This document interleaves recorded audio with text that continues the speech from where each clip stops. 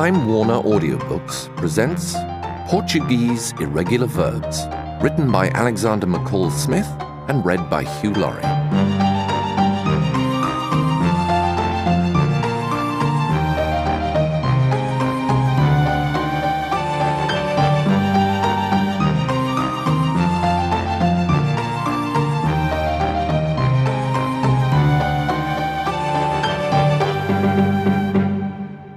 Chapter 1. The Principles of Tennis. Professor Dr. Moritz Maria von Igelfeld often reflected on how fortunate he was to be exactly who he was and nobody else.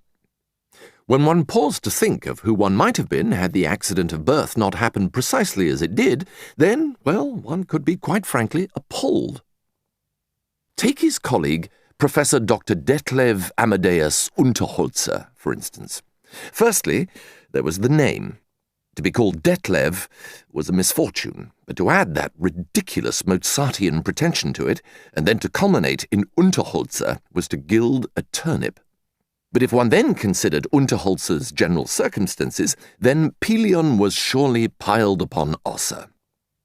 Unterholzer had the double misfortune of coming from an obscure potato-growing area somewhere, a place completely without consequence, and of being burdened in this life with a large and inelegant nose.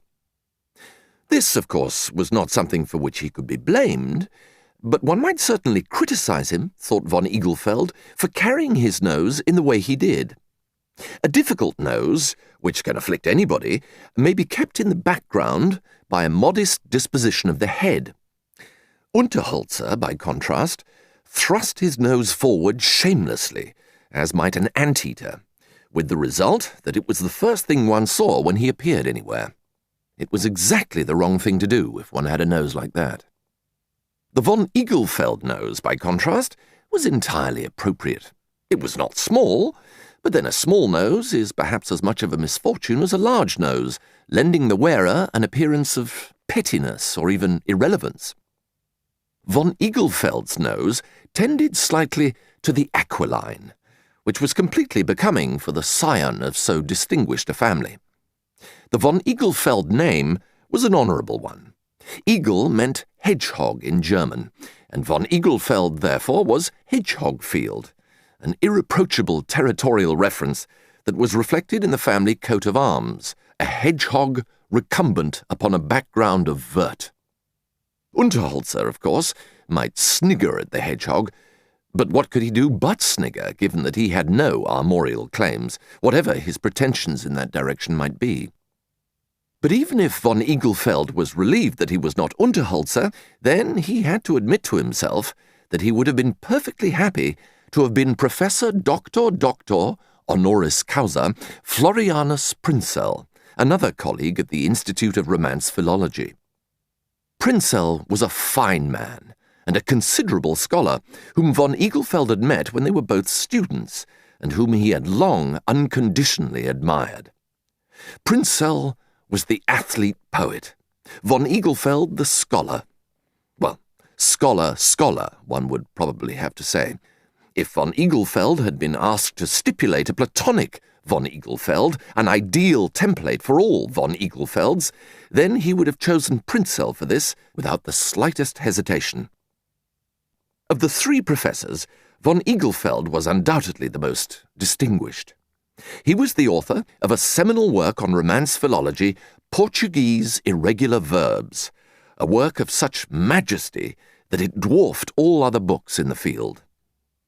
It was a lengthy book of almost 1,200 pages, and was the result of years of research into the etymology and vagaries of Portuguese verbs. It had been well received, not that there had ever been the slightest doubt about that, and indeed one reviewer had simply written, "There is nothing more to be said on this subject. Nothing." Von Igelfeld had taken this compliment in the spirit in which it had been intended, but there was, in his view, a great deal more to be said, largely by way of exposition of some of the more obscure or controversial points touched upon in the book, and for many years he continued to say it. This was mostly done at conferences, where von Igelfeld's papers on Portuguese irregular verbs were often the highlight of proceedings. Not that this eminence always bore the fruit that might be expected. Unfortunately, it was Prinzell, not von Igelfeld, who had received the honorary doctorate from the University of Palermo, and many people, including von Igelfeld, thought that this might be a case of mistaken identity. After all, from the viewpoint of the fairly diminutive Sicilian professors who bestowed the honor, 3 tall Germans might have been difficult to tell apart. These doubts, however, were never aired, as that would have been a breach of civility and a threat to the friendship. But just as the doubts were never mentioned, neither was the honorary doctorate. At the annual Congress of Romance Philology in Zurich, the 3 professors decided to stay in a small village on the edge of the lake. There was an excellent train which took them into the city each morning for the meeting, and in the evening they could even return by the regular boat, which called at the jetty no more than 5 minutes from the hotel. It was, altogether, a much more satisfactory arrangement than staying in Zurich itself, surrounded by banks and expensive watch shops. As von Igelfeld remarked to the others, "Have you noticed how Zurich ticks? Klummet, klummet, ding! I could never sleep in such a town." The Hotel Carl Gustav, in which the 3 professors stayed, was a large, old-fashioned establishment, much favoured by families from Zurich who wanted to get away, but not too far away. Anxious bankers, into whose very bones the Swiss work ethic had penetrated, stayed there for their holidays. It was highly convenient for them, as they could tell their wives they were going for a walk in the hotel grounds, and then slip off to the railway station and be in their offices in Zurich within 20 minutes. They could then return 2 hours later to pretend that they'd been in the woods or at the lakeside, whereas in reality they had been accepting deposits and discounting bills of exchange. In this way, certain Zurich financiers had acquired the reputation of never going on holiday at all, which filled their rivals with feelings of dread and guilt. Prinzell had arrived first and taken the best room, the one with the uninterrupted view of the lake. He had felt slightly uneasy about this, as it was a room which should really have gone to von Igelfeld, who always got the best of everything on the strength of Portuguese irregular verbs. For this reason, Prinzell was careful not to mention the view, and contrived to keep von Igelfeld out of his room so he could not see it for himself. Unterholzer, who always got the worst of what was on offer, had a slightly gloomy room at the side of the hotel, above the dining room, and his view was that of the hotel tennis court. "I look out onto the tennis court," he announced one evening as the 3 gathered for a glass of mineral water on the hotel terrace. "Ah," said von Igelfeld, "and have you seen people playing on this tennis court?" "I saw 4 Italian guests using it," said Prinzell. "They played a very energetic game until one of them appeared to have a heart attack, and they stopped." The 3 professors contemplated this remarkable story for a few moments. Even here, in these perfect surroundings, where everything was so safe, so assured, mortality could not be kept at bay. The Swiss could guarantee everything, could coordinate anything, but ultimately mortality was no respecter of timetables. Then Prinzell had an idea. Tennis did not look too difficult. The long summer evening stretched out before them, and the court, since the sudden departure of the Italians, was empty. "We could perhaps have a game of tennis ourselves," he suggested. The others looked at him. "I've never played," said von Igelfeld. "Nor I," said Unterholzer. "Chess, yes. Tennis, no." "But that's no reason not to play," von Igelfeld added quickly. "Tennis, like any activity, can be mastered if one knows the principles behind it. In that respect, it must be like language. The understanding of simple rules produces an understanding of a language. What could be simpler?" Unterholzer and Prinzell agreed, and Prinzell was dispatched to speak to the manager of the hotel to find out whether tennis equipment and a book of the rules of tennis could be borrowed. The manager was somewhat surprised at the request for the book, but in an old hotel most things could be found, and he eventually came up with an ancient, dog-eared handbook from the games cupboard. This was The Rules of Lawn Tennis by Captain Geoffrey Pembleton, B.A. Cantab, Tennis Blue, sometime county champion of Cambridgeshire, and published in 1923, before the tiebreaker was invented. Armed with Pembleton's treatise, described by von Eaglefeld, to the amusement of the others, as this great work of Cambridge scholarship, the three professors strode confidently onto the court.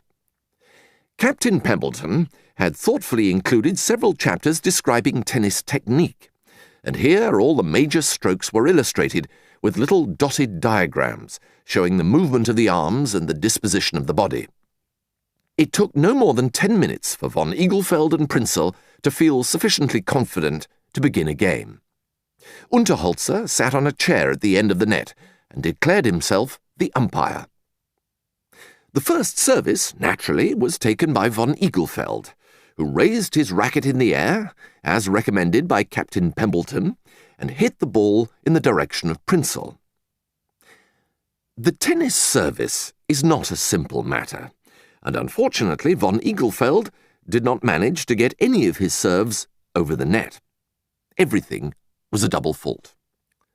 Love 15, love 30, love 40, game to Professor Dr. Prinzell, called out Unterholzer. Professor Dr. Prinzell to serve. Prinzell, who had been waiting patiently to return von Eaglefeld's serve, his feet positioned in exactly the way advised by Captain Pembleton, now quickly consulted the book to refresh his memory.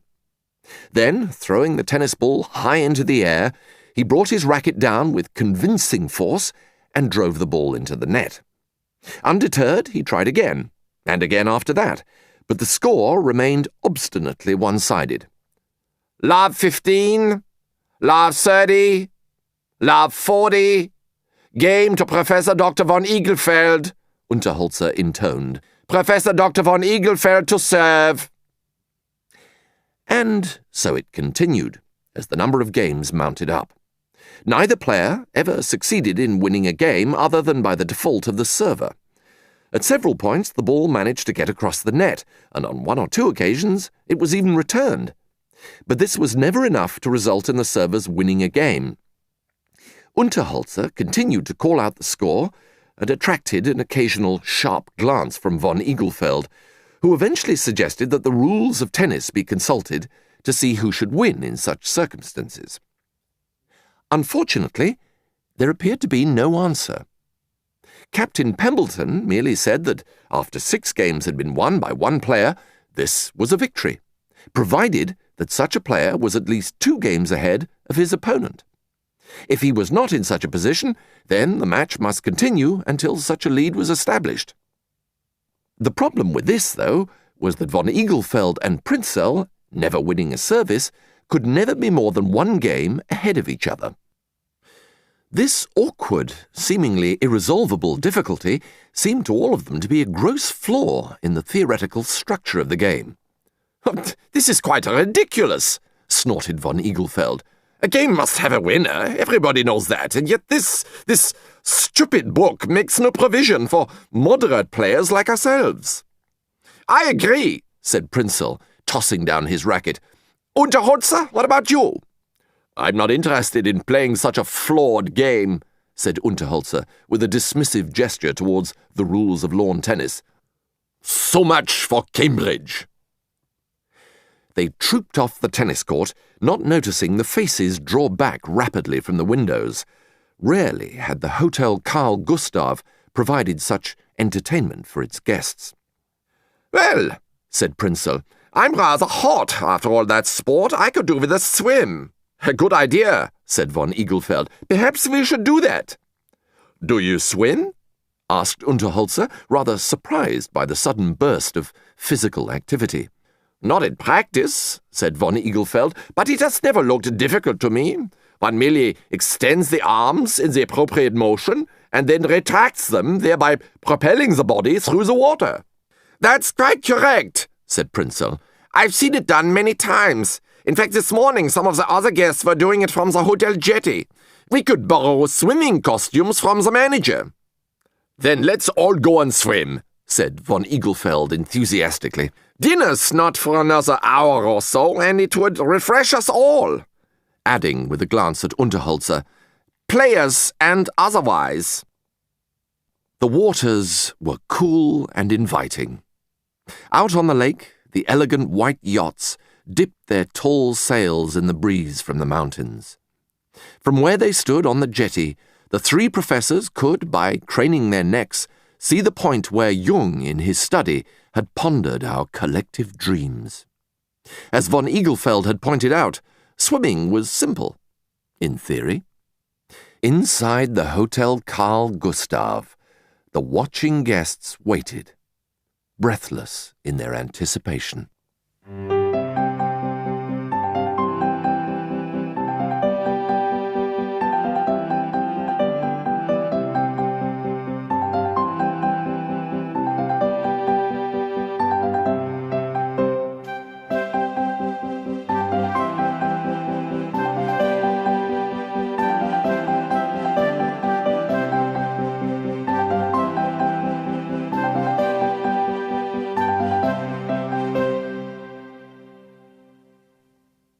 Chapter 2: Duels and How to Fight Them. Heidelberg and youth. Ach, die Jugendzeit. When he was a student, von Igelfeld lodged in Heidelberg with Frau Ilse Kranzenhauf, a landlady of the old school. Her precise age was a matter of speculation among generations of students, but she showed no signs of retiring, and on their graduation from the university, her lodgers frequently promised to send their own sons to her when the next generation's time came. For her part, Frau Kranzenhauf solemnly promised to reserve a room for 20 or so years hence. In many cases, this promise was called upon, and a fresh-faced boy from a gymnasium in Hanover or Hamburg or Regensburg would find himself received by his father's old landlady and led to the very room which his father had occupied, to sit at the same desk and look out at the same view. 3 other students lodged with Frau Kranzenhauf during von Igelfeld's days in Heidelberg. 2 of these were regarded by von Igelfeld as being of no interest, and only barely to be tolerated. Dorflinger was a tall, bony youth from a farm near Munich, while Giesbach, his ponderous friend, was as rotund as Dorflinger was thin. They both studied engineering, knew next to no Latin, and spent every evening in a beer hall. Von Igelfeld exchanged a few words with them and then retreated into silence. There was nothing more to say to people like that. Nothing. Far more congenial, in von Igelfeld's view, was a young student of philology from Freiburg, Florianus Prinzell. Prinzell was tall, had dark, wavy hair, and invariably fixed those to whom he spoke with a direct, honest look. Von Igelfeld, whose notions of friendship were those of 19th-century romanticism, in which young men aspired to noble friendships, thought that here, at last, was one whose qualities he could respect. He, von Igelfeld, the aesthete scholar, could befriend the athlete hero Prinzell. He could see it already, Prinzell streaking past his hopelessly outclassed competitors, leaping over hurdles, his brow high in the wind. Prinzell's manly chest breasting the finishing tape, Prinzell receiving the fencing trophy and handing it over to von Igelfeld to hold while he removed his gauntlets. It was to be the sort of friendship which had been commonplace 50 years before in military academies and such places, but which had been irretrievably ruined by the reductionist insights of Vienna. Unfortunately, von Igelfeld's vision of the relationship was fatally flawed. Although Prinzell was tall and strong, and perhaps should have been an athlete, he had not the slightest interest in athletic matters. Prinzell was, in fact, every bit as intellectual and bookish as was von Igelfeld, and not at all capable of being a hero on or indeed off the field. He could not run very fast, he had no interest in rowing, and he regarded ball games as absurd. Undeterred, von Igelfeld decided that even if Prinzell were to prove slow to realize his natural prowess, he could be made to appreciate just how fundamentally he had mistaken his destiny. Von Eaglefeld began to tell others of Prinzell's sporting instincts and abilities. "My friend Prinzell," he would say, "is very good at games. I'm not really so accomplished at that sort of thing myself, but you should see him, a consummate athlete." Others believed this, and soon Prinzell had a reputation of being a great sportsman. And if anybody thought it strange that they should never have seen Prinzell on the field, then they reasoned that this must be because he did not deign to do much with the very inferior competition which he found in Heidelberg. "Is it true that Prinzell represented Germany somewhere at something or other?" Von Eaglefeld was asked from time to time. "Yes, it's quite true," he answered, not deliberately seeking to tell a lie, but replying in this way because he had persuaded himself that Prinzell must indeed be the holder of records of which he was silent. Or, if he were not the holder, then the records could certainly be his for the asking, if only he would bother to win them. It may all have remained at the level of fantasy, harmless enough, even if somewhat irritating for Prinzell, had it not been for von Eaglefeld's sudden conviction that Prinzell could be a fine swordsman were he to try the sport. Unprotected fencing amongst students was then strongly discouraged, even if there had been a time when it had flourished greatly in Heidelberg. In spite of this 20th century squeamishness, a small group of students obstinately adhered to the view that the possession of a small dueling scar on the cheek made an important statement about one's values, and was also of incidental value in later advancement in one's career. It was widely suspected that a man with a scar would always give a job to another man with a scar, even if there was a stronger, unscarred candidate. Of course, this mock dueling was carried out in a spirit of fun, and nobody was meant to be seriously hurt. But the flashing of swords and the graceful thrusts and parries of those unencumbered by clumsy protective jackets was much appreciated by the more reactionary students. These students were unexcited by the heady messages from Paris that made German universities in the 1960s and 70s such hotbeds of radicalism and ferment. The students who believed in fencing were naturally attracted to von Eaglefeld. Not only was it his name that appealed to them, being redolent of an earlier era and lost territories, it was the knowledge of the estate in Austria and the close connection which von Eaglefeld enjoyed with noble Bavarian families. For these reasons, von Eaglefeld had been invited to take a glass of wine with the fencing faction. The members of this group immediately realized that von Eaglefeld, for all his background, was an unredeemed intellectual, and therefore quite unsuited to any further involvement with their own, rather dark, social activities. At the same time, his background deserved respect, and so they listened attentively to him as he spoke to them about his interest in the arid wastes of medieval Latin verse. "And this Prinzell character," one of them said, "we see you about with him a great deal. Tell us something about him." "Prinzell's an amazing athlete," von Eaglefeld said. "He's one of those people who's just naturally good at sports." This remark was met with silence. Several glances were exchanged. "Is he a swordsman?" asked a rather heavily scarred young man casually. "He's a fine swordsman," said von Eaglefeld enthusiastically. "In fact, I'm sure he'd be honored to meet any of you gentlemen, at any time." Further glances were exchanged, unnoticed by von Eaglefeld, who, draining his third glass of wine, was becoming slightly drunk. "I'm most interested to hear that," said the bearer of the scars. "Could you tell him that I shall meet him next Friday evening at a place to be notified, just for a bit of fun?" "Of course," said von Eaglefeld expansively. "In fact, I can accept on his behalf right now. We'll be there." Glasses were raised in a toast, and the conversation then moved on to the arrival in Heidelberg of two girls from Berlin, whose interests were much to the taste of the group, and whose company was being sought that Friday night after the duel. Prinzell was dismayed. "You had no right to do that," he protested, his voice raised in uncharacteristic anger. "You had no right at all!"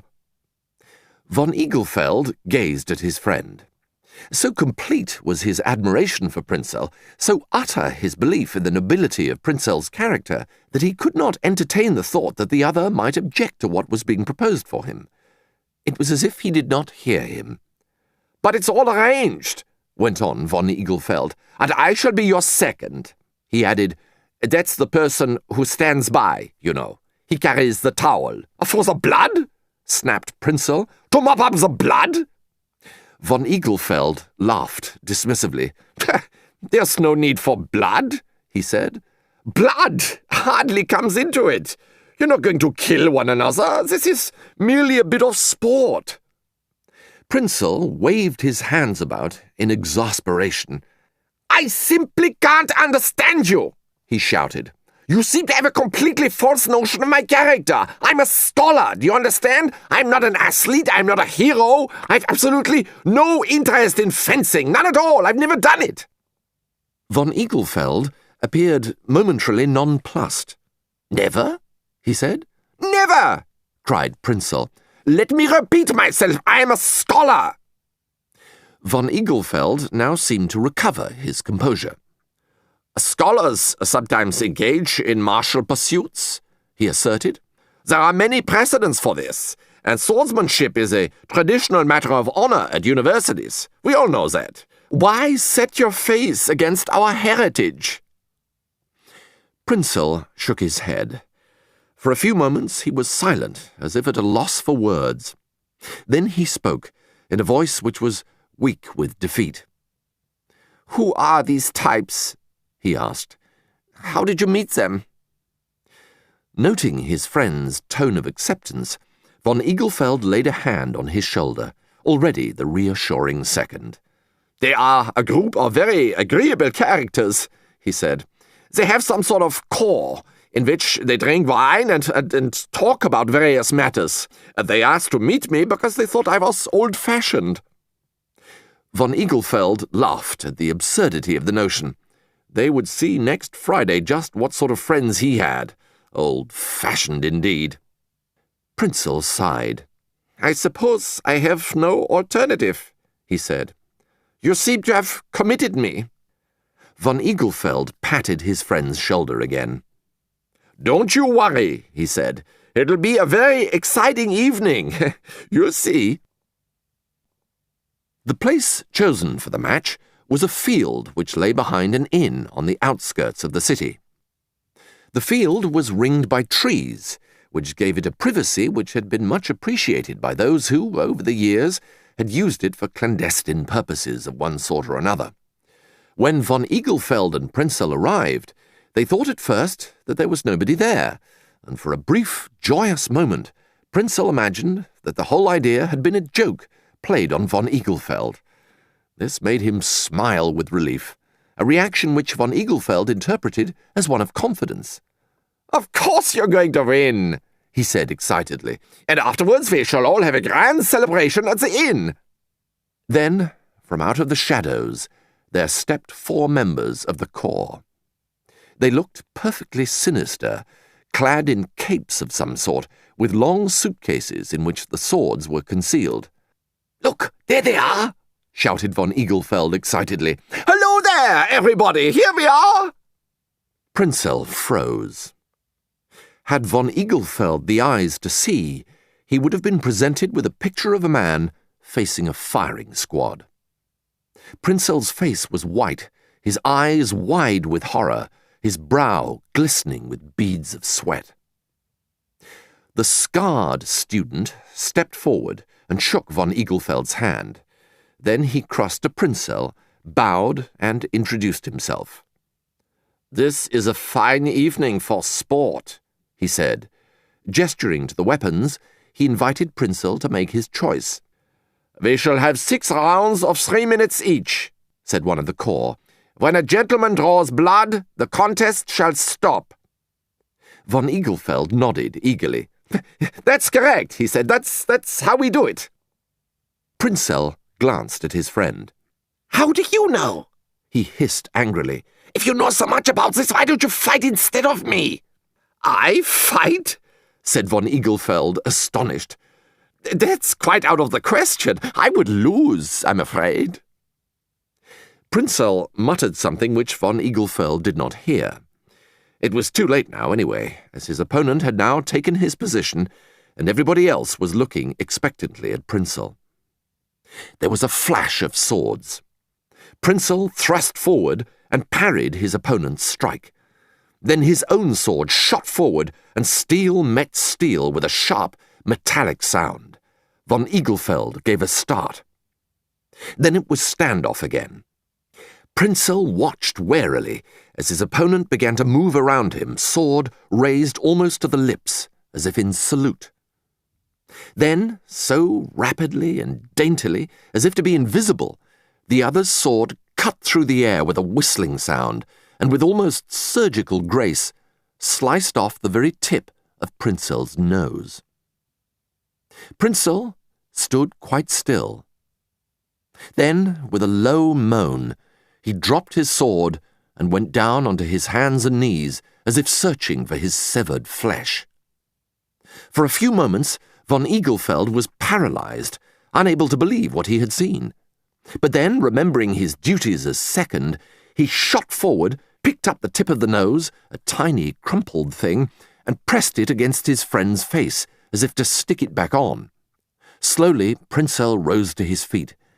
There was not much blood, at least there was not as much as one might have expected, and he was able to maintain an aloof dignity.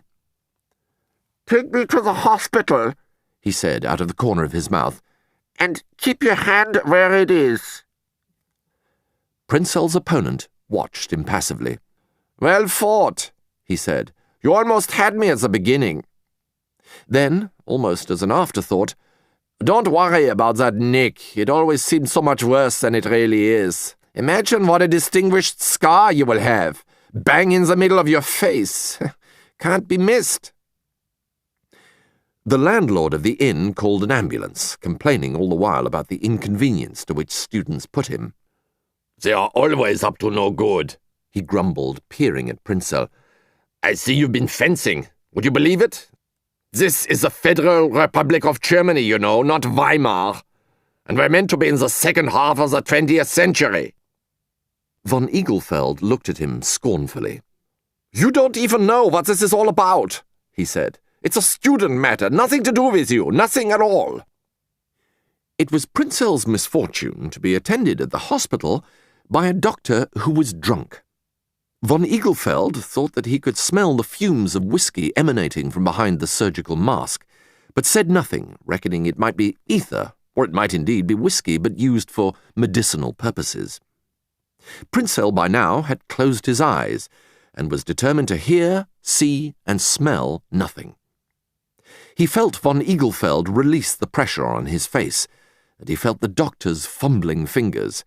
He felt a cold swab on his exposed arm, and then the prick of an injection. And after that, there was only numbness.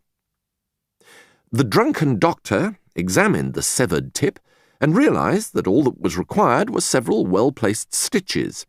These he inserted rapidly. Then he stood back, admired his handiwork, and asked a nurse to apply a dressing. It had been a simple procedure, and there was no doubt but that the nose would heal up well within a few weeks. There would be a scar, of course, but that's what these young men wanted, after all. "You've made a very good recovery," von Igelfeld said to Prinzell a fortnight later. "You can hardly see the scar." Prinzell gazed at himself in the mirror.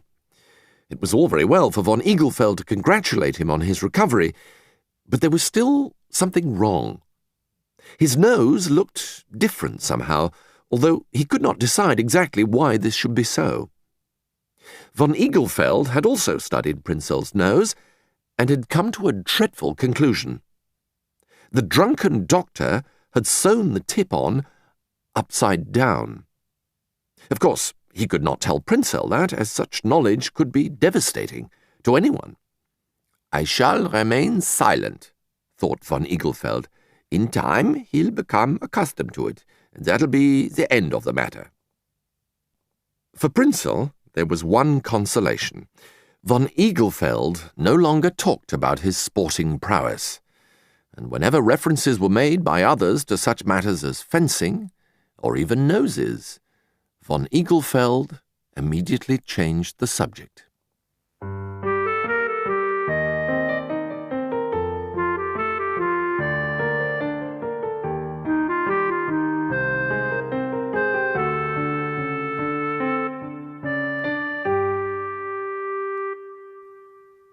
Chapter 3: Early Irish Pornography.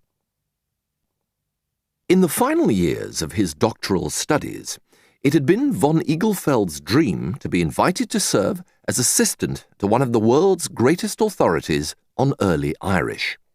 This language, so complicated and arcane that there was considerable doubt as to whether anyone ever actually spoke it, had attracted the attention of German philologists from the late 19th century onwards. The great Professor Siegfried Ehrenwald of Berlin, founder of the Review of Celtic Philology, had devoted his life to the reconstruction of the syntactical rules of the language, and he had been followed by a long line of philologists, the latest of whom was Professor Dr. Dieter Vogelsang. It was with Vogelsang that von Eaglefeld wished to work, and when the call at last came, he was overjoyed. "I couldn't have hoped for a better start to my career," he confided in Prinzell. "Vogelsang knows more about past anterior verbs in early Irish than anybody else in the world." "More than anyone in Ireland?" asked Prinzell dubiously. "Surely they have their own institutes in Dublin?" Von Eaglefeld shook his head. "Nobody in Ireland knows anything about early Irish. This is a well-established fact." Prinzell was not convinced, but did not allow his doubt to diminish his friend's delight in his first post. He himself was still waiting. He had written to several institutes in Germany and Switzerland, but had received few encouraging replies. He could continue to study, of course, and complete another doctorate after the one on which he was currently engaged, but there would come a point at which, without an assistantship, he would seriously have to reconsider his academic career. The post, as assistant to Professor Dr. Vogelsang, involved a move to Munich. Von Eaglefeld acquired lodgings in the house of Frau Elvira Hugendubel, the widow of the retired lawyer and Dachshund breeder Alois Hugendubel. Dr. Hugendubel had been the author of Einführung in die Grundlagen des bayerischen Binnenrechtes, and Frau Hugendubel felt, as a result, that she was a part of the greater intellectual life. The presence of an academic lodger provided reassurance of this, as well as providing the widow with something to do. Von Eaglefeld settled happily into his new life. Each morning he would walk the 3 miles to Vogelsang's Institute, arriving at exactly 9:15 and leaving in the evening at 6 o'clock. The hours in between were spent checking Vogelsang's references, searching out articles in the dustier corners of the library, and preparing tables of adjectives. It was the lowest form of work in the academic hierarchy, made all the more difficult by the tendency of Professor Vogelsang to publish papers based almost entirely on von Eaglefeld's work, but under the Vogelsang name and with no mention made of von Eaglefeld's contribution.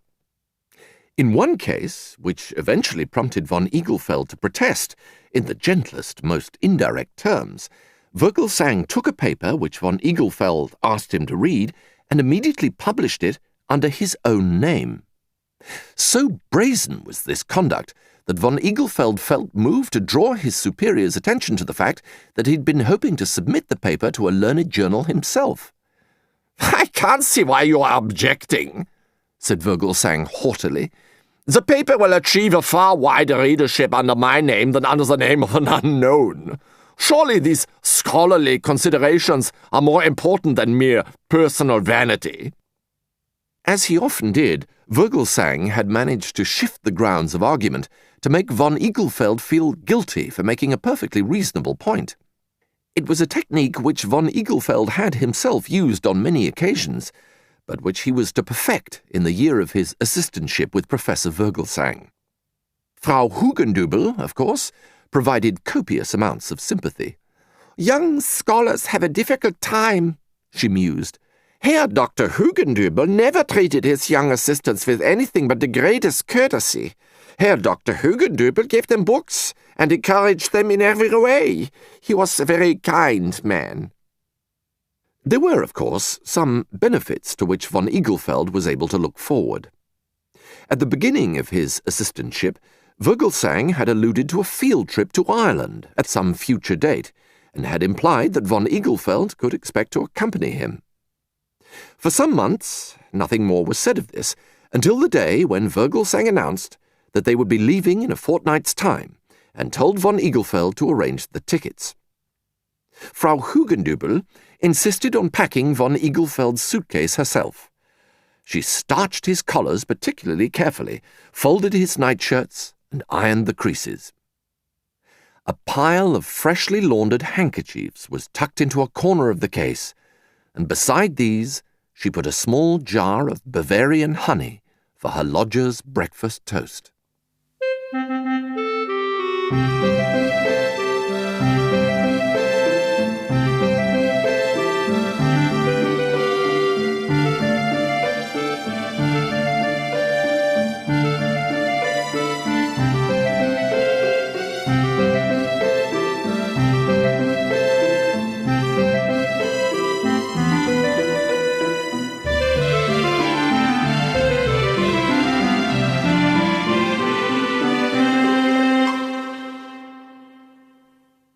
They travelled by train to St. Malo, where they caught the night steamer to Cork. Vogelsang and von Igelfeld had been allocated a shared cabin, an arrangement over which Vogelsang protested vociferously until von Igelfeld offered to sit up all night on the deck. By the time the coast of Ireland hove into sight through the morning mist, von Igelfeld was yawning and bleary-eyed. Vogelsang, fresh from his comfortable berth, greeted him cheerfully, but berated him over his lack of enthusiasm for the sight of the Irish coast. "Look," he said, "there before us is the blessed coast of Ireland, the island of saints. Can you not manage more than a yawn?" They docked, and the German party made its way down the gangway of the steamer into the welcoming arms of Dr. Patrick Fitzcarron O'Leary, formerly of the Advanced Technical College, Limerick, and now reader in Irish in the University College of Cork. He and Vogelsang knew one another well, and addressed one another as old friends. Then, turning to von Igelfeld, Vogelsang introduced his assistant. "My assistant, Dr. Moritz Maria von Igelfeld." "Good heavens!" said Patrick Fitzcarron O'Leary opaquely, seizing von Igelfeld's hand. "How are you then, Maria, old chap?" Von Igelfeld blanched. Maria? What a strange way to address somebody whom one had only just met.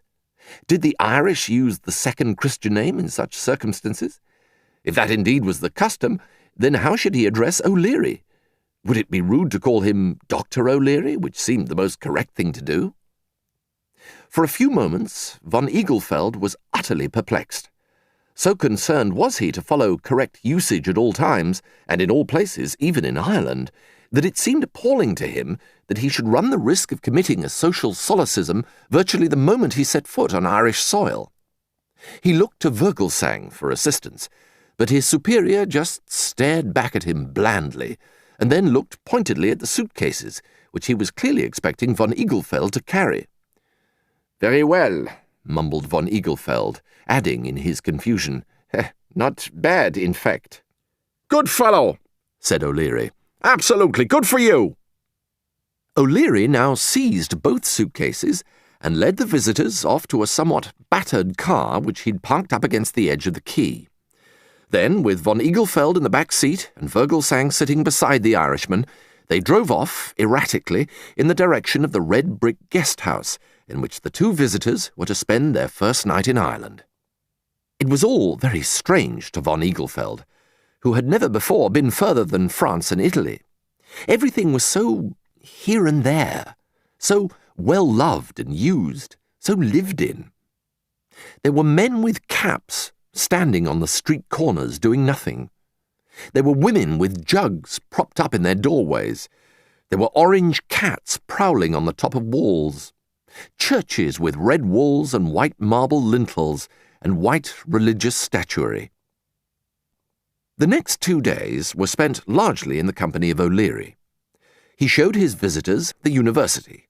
He took them to lunch in hotels where the proprietors greeted him by name and appeared to make a great fuss of him, and he spent long hours locked in his study with Vogelsang, meetings to which von Eaglefeld was not admitted.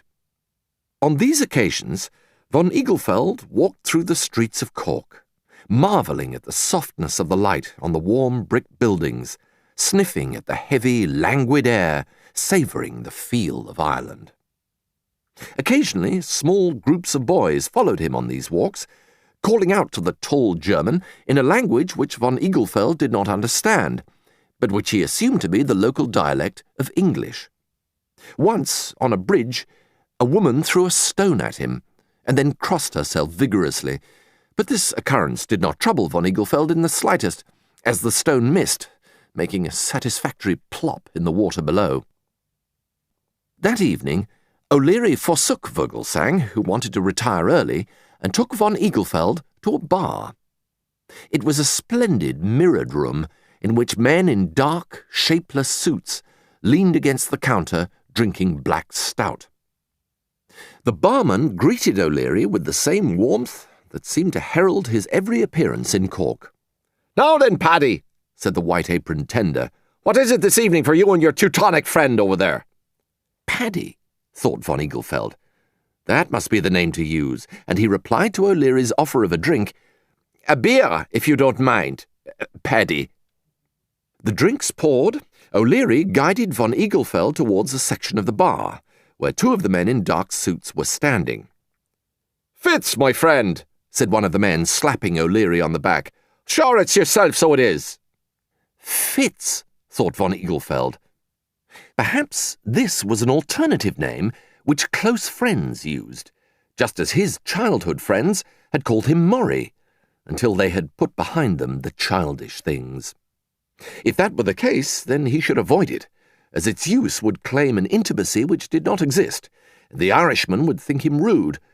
But just as this was resolved, the other man said, "Pat, if it isn't you, then who is it?" Von Eaglefeld frowned. Here was another name, obviously a contraction of Patrick, that was plain enough, but what puzzled him was the choice of names. Was it an entirely free one? Could Pat become Paddy if one felt like it? Or could Fitzcarron become Fitz if a change seemed desirable? And what about O'Leary? Was that ever used? He gazed down upon the white head to the glass of dark beer and wondered whether it was wise to leave the certainties of home. He had read that to travel is to expose oneself to all sorts of vulnerabilities, and surely this was true. "Now then, Von," said O'Leary cheerfully, "tell me about yourself. You seem a fairly tall sort of person." The drinking companions nodded their heads in agreement, looking up at von Eaglefeld with a mixture of awe and amusement. "Ah, he is that," said one gravely. "You're right there, oh." Von Eaglefeld put down his glass. Oh? Was that yet another contraction? Really, there was something very strange and unsettling about Ireland.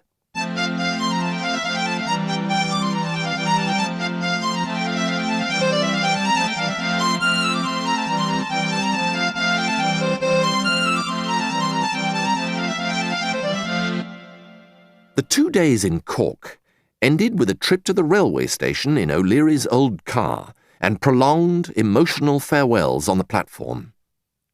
O'Leary slapped von Eaglefeld on the back several times, to his considerable discomfort, while Vogelsang, with whom he had only shaken hands, looked on in undisguised amusement. Then their train drew out, and they passed from the warm warren of red brick into the lush greenness of the countryside. Hedgerow-lined fields, low folding hills, stone houses, whitewashed, red-doored, lanes that wandered off into tight valleys, a blue curtain of sky that would, without warning, turn white, releasing sifting veils of rain. A sudden sight of children on a wall, tousle-haired, bare-legged, waving at the train.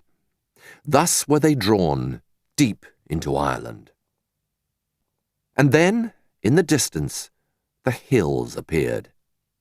The soft slopes merged into blue expanses, and the skies opened to wide canvases of cloud. The houses shrank, transformed themselves into clusters of tiny stone dwellings, and beyond was the sea, silver blue, stretching out towards the pale, glowing horizon, and America. "This is where Irish is spoken," pronounced Vogelsang sacramentally. "In these farmhouses, the verbs, the nouns, the differentiated adjectives, they are all still there." Von Eaglefeld looked out of the window. Little droplets of rain coursed across the glass and made the countryside quiver. He had been thinking of how landscape moulds a language. It was impossible to imagine these hills giving forth anything but the soft syllables of Irish, just as only certain forms of German could be spoken on the high crags of Europe, or Dutch in the muddy, guttural, Flemish lowlands. How sad it was that the language had been so largely lost, that it should survive only in these small pockets of the countryside. This was happening everywhere. The crudities of the modern world were simplifying or even destroying linguistic subtleties. Irregular verbs were becoming regular, the imperfect subjunctive was becoming the present subjunctive, or, more frequently, disappearing altogether.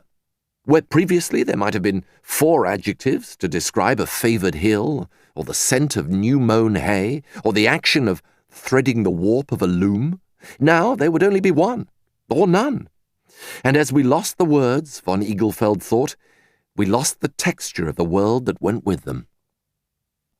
It was at this moment, as the train drew into the small, apparently deserted station at which the 2 passengers were due to alight, that von Eaglefeld realized what his life's work would be.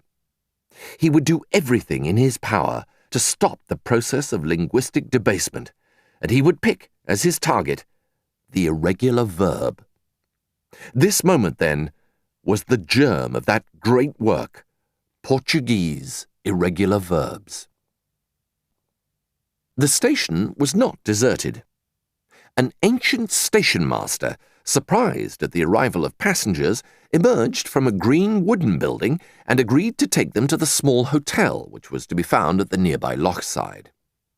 There they settled in, the only guests, and ate a meal, while a succession of people passed by the dining-room window, affecting nonchalance, and then staring in hard at the 2 Germans. The next day was the first working day of the field trip. Vogelsang had been told of the existence of an extremely old man who lived on a nearby hillside, and who spoke a version of Irish which was considered by all to be exceptionally archaic. If there were to be any vestiges of old Irish extant, then in the words used by this old man might such linguistic remnants be found. "You can certainly call on old Sean," said the hotel proprietor, "but I can't guarantee your reception. He may speak interesting Irish, but he's an extremely unpleasant, smelly old man. Not even the priest dares go up there, and that's saying something in these parts." Undaunted, Vogelsang led the way up the narrow, unused track that led to Sean's cottage. At last they reached it, and, carefully negotiating the ramble of surrounding pigsties, they approached the front door. Vogelsang knocked loudly, and then called out, in Old Irish, "We are here, Sean. I am Professor Vogelsang from Germany, and this young man is my assistant." There was silence from within the cottage. Vogelsang knocked again, louder now, and this time elicited a response.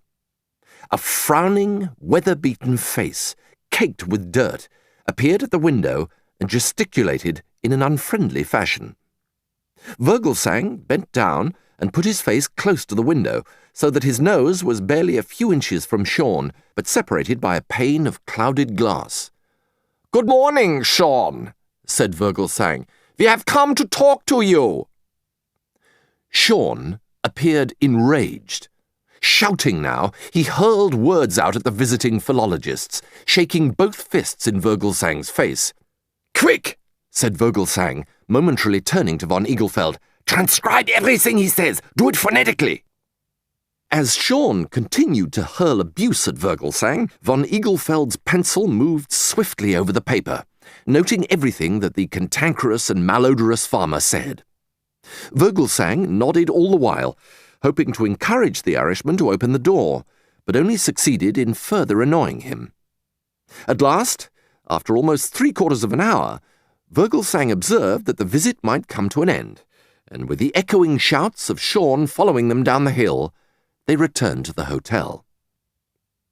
A further attempt to visit Sean was made the next day, and the day after that, but the visitors were never admitted.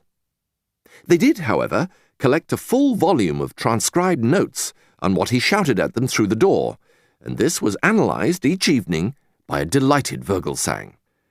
There is some very rare material here, he said, poring over von Igelfeld's phonetic notations. Look, that verb over there, which is used only when addressing a pig, was thought to have disappeared centuries ago. And he used it when addressing us? Said von Igelfeld wryly. Of course, snapped Vogelsang. Everything he says to us is, in fact, obscene. Everything you have recorded here is a swear word of the most vulgar nature, but very old, very, very old. They spent a final day in the hotel, this time not attempting to visit Sean, but each engaging in whatever pursuit he wished. Von Igelfeld chose to explore the paths that wound around the loch. He took with him a sandwich lunch prepared for him by the hotel, and spent a contented day looking at the hills and watching the flights of water birds that rose out of the reeds on his approach. He met nobody until, at the very end of the day, he encountered Vogelsang coming in the opposite direction. Vogelsang looked furtive, as if he'd been caught doing something illicit, and greeted von Igelfeld curtly and correctly, as one might greet a slight acquaintance on the street of a busy town. Von Igelfeld began to tell him of the wild swans he had seen. 24 were there, he began, but Vogelsang ignored him, and he stopped. The next day, they returned to the railway station and boarded the train back to Cork. The mountains were now behind them, shrinking into a haze of blue. Von Igelfeld looked back wistfully, knowing somehow that he would never return. In Cork, they only had a few hours to pass before the steamer sailed. These hours were filled by Patrick Fitzcarron O'Leary, who materialized from the railway station bar, and was soon locked in earnest discussion with Vogelsang over the lists of words which had been obtained. It was dark by the time they boarded the steamer. After they'd been shown their cabins, to von Igelfeld's relief, he'd been allocated a berth, they both stood at the railings and looked down on the quay. It was raining, but only with that light, warm drizzle that seems always to embrace Ireland, and it did not deter them from standing bareheaded in the dampness. O'Leary had taken up position under the shelter of a crane, and he waved to them as the boat edged out from the quay. He continued to wave until they were out of the harbour, when he extracted a torch from his pocket and waved that. That was the last they saw of Ireland, a tiny pinprick of light moving in the darkness, winking at them.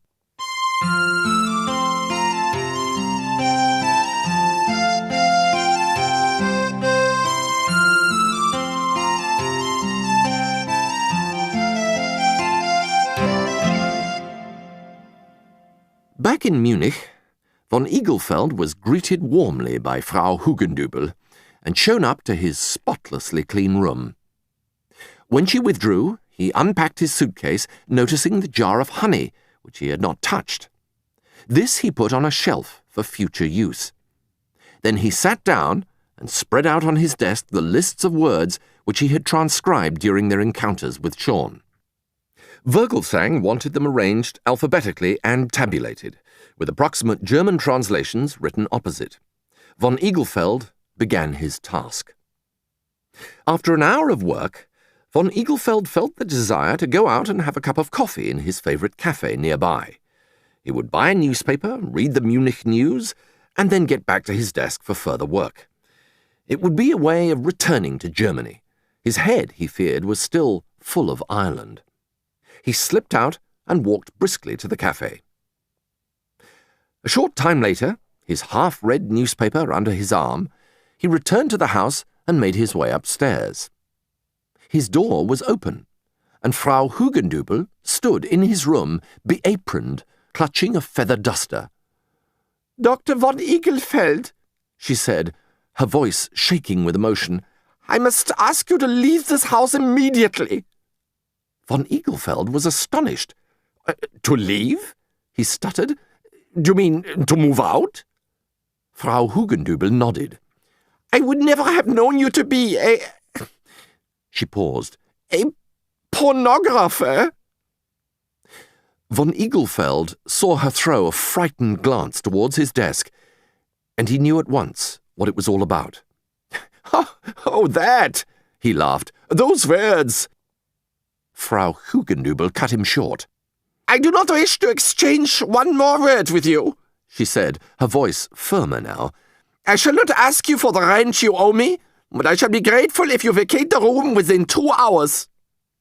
She cast a further, disappointed glance into the room, this time at the jar of unopened honey, and then, shuddering her way past her deeply wronged lodger, she disappeared down the stairs.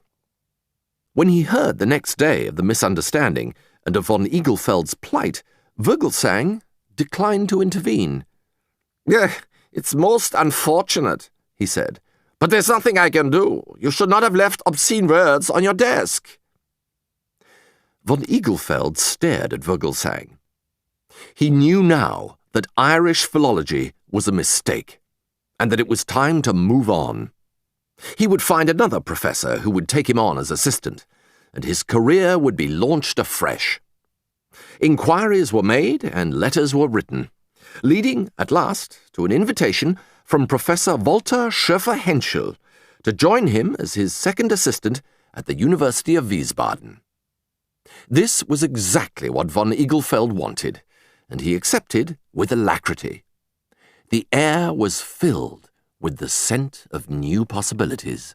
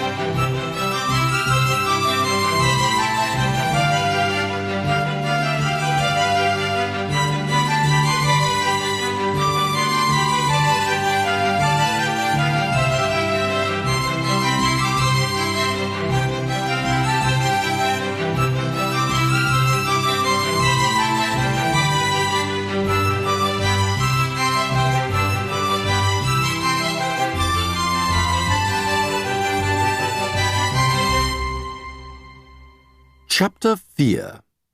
Italian Matters. 10 years passed. Just like that. Poof!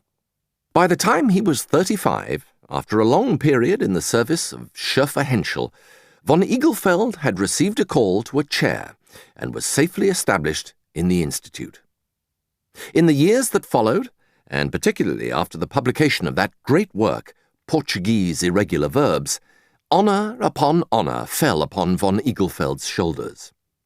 These brought the rewards of recognition, the sense of value of one's work, and the knowledge of preeminence in the subject. And it also brought frequent invitations to conferences, all of which seemed to be held in most agreeable places, often, to von Igelfeld's great pleasure, in Italy. It had been a tedious day at the Comparative Philology Conference in Siena. Professor Alberto Moratti, the host, had given his paper on Etruscan pronouns for the 4th time. Many of the delegates were familiar with it. Von Igelfeld had heard it before in Messina 5 years previously. He had then heard it again in Rome the following year, and had caught the very end of its final section in Montpellier. Prinzel had heard it too, in his case in Buenos Aires, and had found the pace of the argument and its ponderous conclusions quite soporific, even in such an exotic location. But even if Moratti were not enough, the chairman of the conference had called on that legend of the International Philology Network, Professor J.G.K.L. Singh of Chandigarh. As the great Indian philologist, author of Terms of Ritual Abuse in the Creditor-Debtor Relationship in Village India, ascended the platform, there emanated from the audience a strange sound.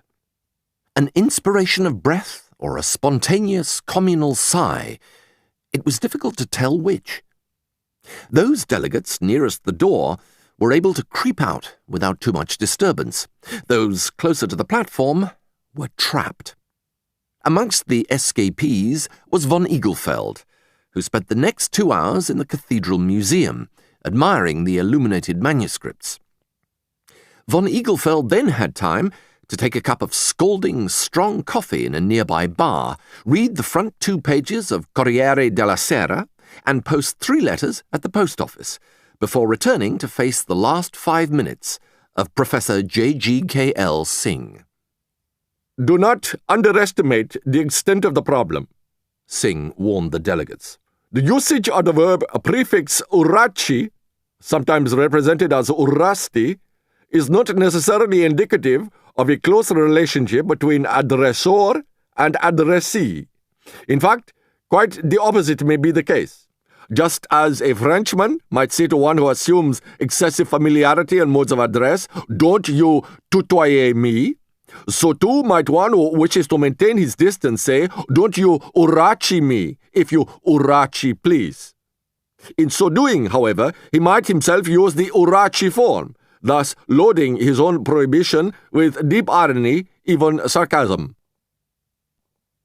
Professor J.G.K.L. Singh continued in this fashion for a short time further, and then, to enthusiastic applause from his relieved audience, left the platform. This was the signal for von Igelfeld to ask his question. It was the same question which he had asked Professor J.G.K.L. Singh before, but von Igelfeld could think of no other, and the delegates relied on him to save them all the embarrassment of nothing being said. Is it the case, Professor J.G.K.L. Singh, asked von Igelfeld, that the imperfect subjunctive has no insulting connotations in India? Not at all, said J.G.K.L. Singh indignantly.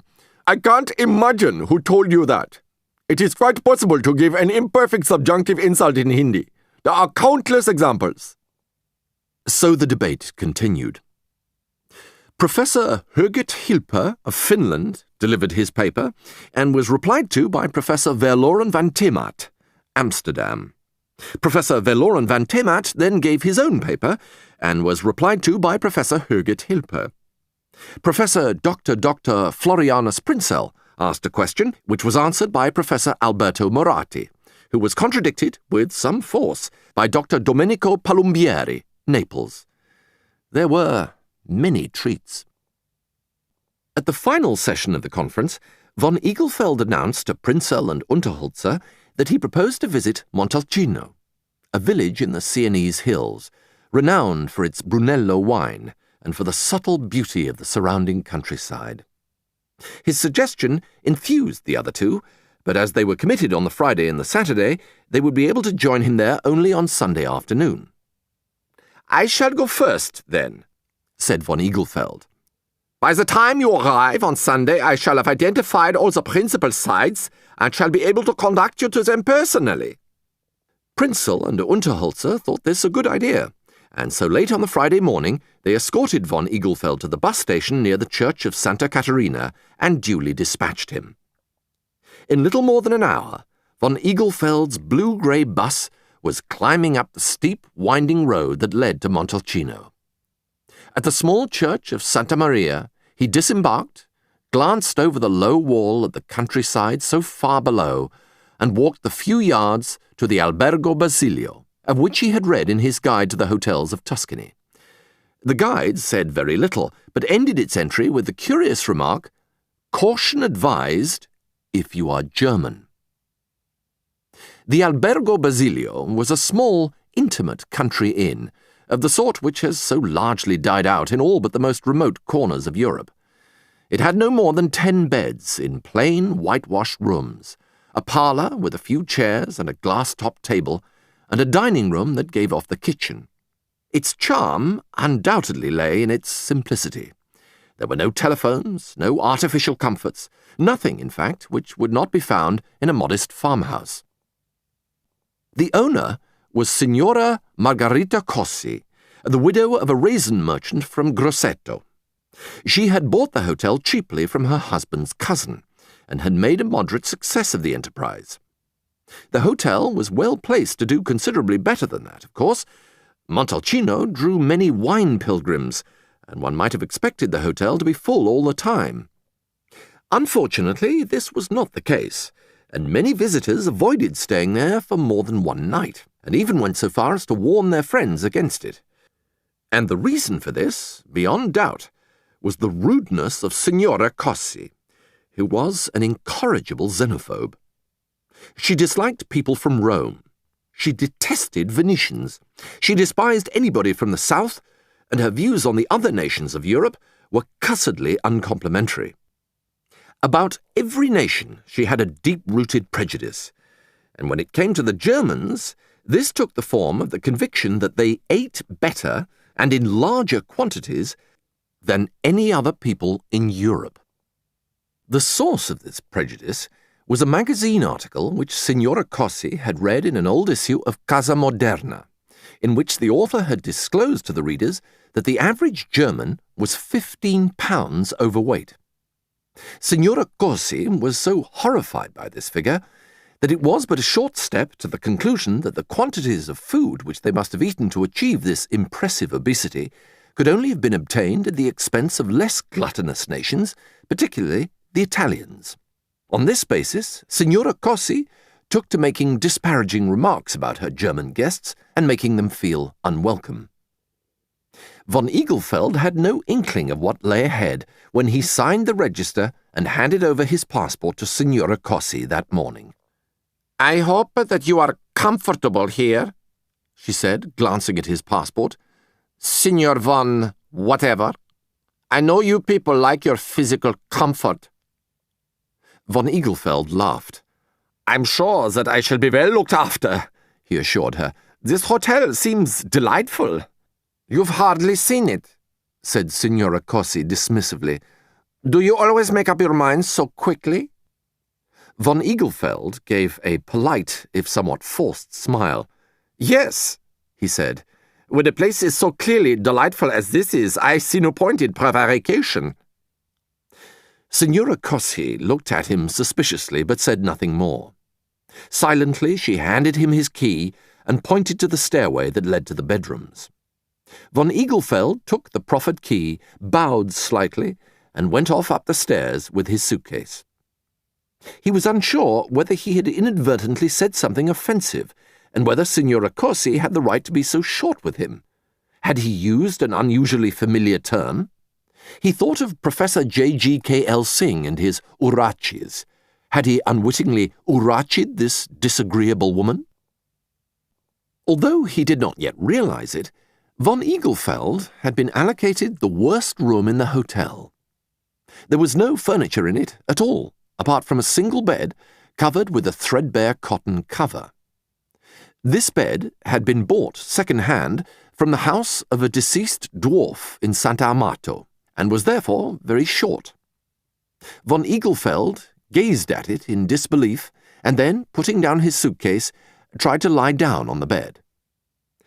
He put his head on the pillow, and then hoisted his legs up, but the bed was a good 30 inches too short, and his calves, ankles, and feet hung down over the edge. It would be impossible to sleep in such a position. After a few minutes of uncomfortable meditation, Von Eaglefeld made his way downstairs again. Signora Cossi was still at her desk, and she watched him with narrowed eyes as he came down into the hall. "Is everything all right?" she asked.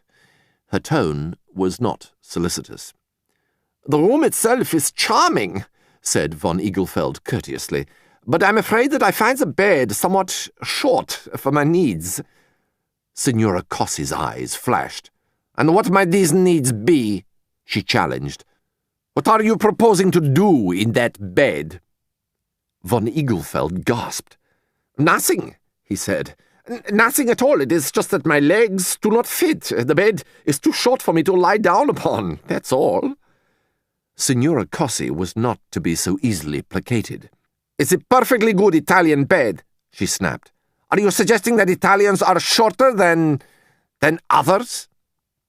Von Igelfeld held up his hands in a gesture of horrified denial. Of course not, he said quickly.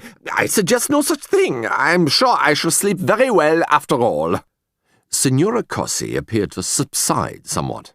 Dinner, she said grudgingly, will be served at 7 o'clock, sharp. Von Igelfeld thanked her, handed over his key, and set off for his afternoon walk. There were many paths to be explored, paths that went up and down the hillside, through olive groves, vineyards, and forests of cypress. There was much to be seen before Prinzel and Unterholzer arrived, and he was determined to be as familiar as possible with the surroundings before Sunday. In that way he would have a psychological advantage over them, which could last for the rest of the Italian trip, and even beyond. Outside, the air was pleasantly cool. Von Igelfeld thought of how hot it would be in Siena, and how uncomfortable Prinzel and Unterholzer would be feeling. The thought set him in good humour for his walk, although the problem of his bed remained niggling in the back of his mind. It was not true what Signora Cossi had said. Italian beds were by no means all that size. His bed in the Hotel del Palio in Siena had been of generous proportions, and he had encountered no difficulty in sleeping very well in it. Of course, it might be that people in hill towns were naturally shorter. There were such places, particularly in Sicily, where sheer grinding poverty over the generations had stunted people, but surely not in Tuscany. Von Igelfeld looked about him for confirmation. There were not many people out in the narrow street that led to the Pineta, but those who were about seemed to be of average height. There was a stout priest sitting on a stone bench reading a sporting newspaper. There was a woman standing in her doorway peeling potatoes. There were several boys in the small piazza at the end of the road, taunting and throwing stones at the goldfish in the ornamental pond. If this were a representative selection of the population, there was nothing unusually small about them. Von Igelfeld was puzzled. There was definitely something abnormal about the bed, and he decided to take it up with the hotel on his return. He began to suspect that it might be some sort of calculated insult.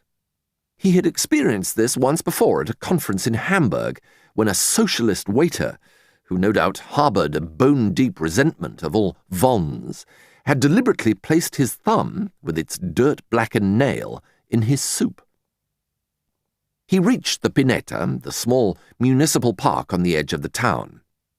He admired the pines and then struck off along the road that led to Sant'Angelo in Colle. Soon he was in the deep countryside, making his way along a dusty white track that led off to the west. Classical Tuscan vistas now opened up on both sides of him. Hills, valleys, red-roofed farmhouses, oaks, somnolent groves. He passed a farmyard with its large stuccoed barn and a cluster of trees under which rested an ancient wooden-wheeled cart. A man came out of the house, waved a greeting to von Igelfeld, and then disappeared into the barn. A few moments later he re-emerged, herding before him two great white oxen with floppy ears and giant horns. Von Igelfeld smiled to himself. This was the real Italy, unchanged since the days of Virgil. This might be Horace's farm, the farmer himself, a pensioned poet like Horace perhaps, tired of the high culture of the city, now seeking the solace of rustic life. Von Igelfeld's walk continued for some miles more.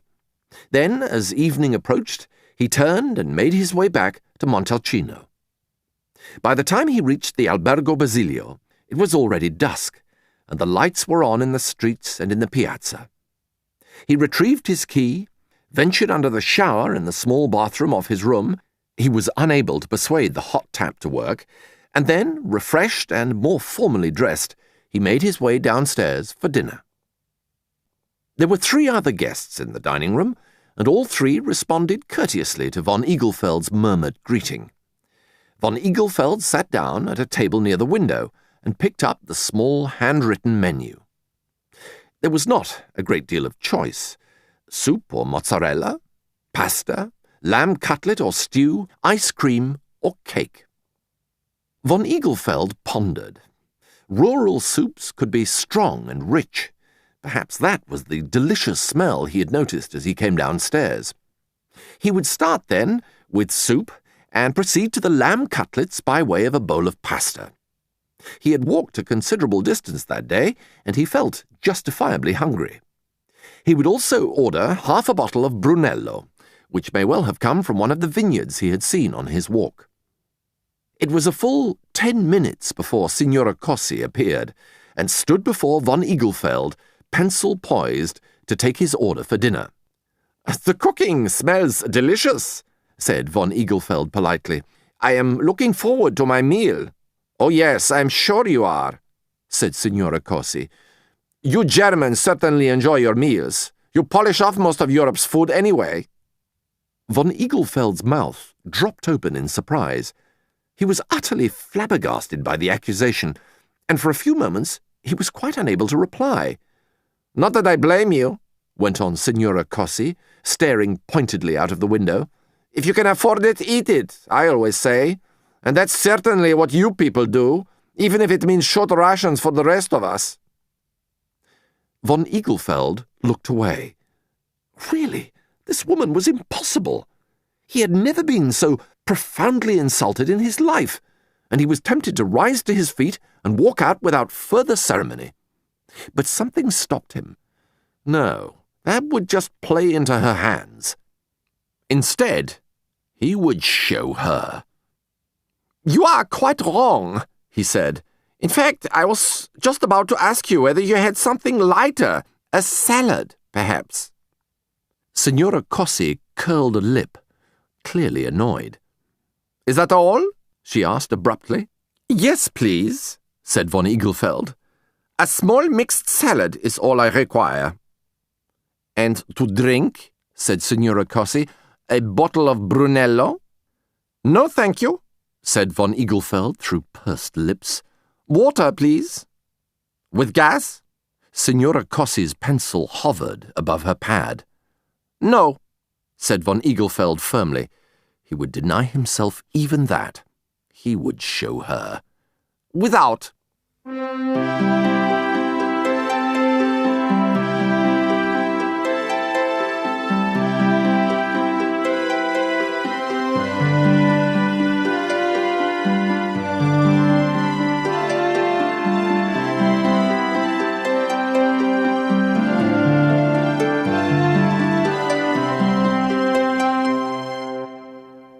That night passed in agony.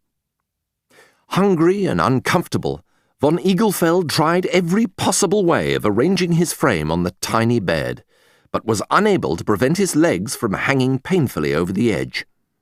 Eventually, by placing a chair at the end and putting his pillow on it, he managed to create an extension to the bed. Although his head and neck were now uncomfortable, he at last dropped off to sleep. The night was plagued with bad dreams.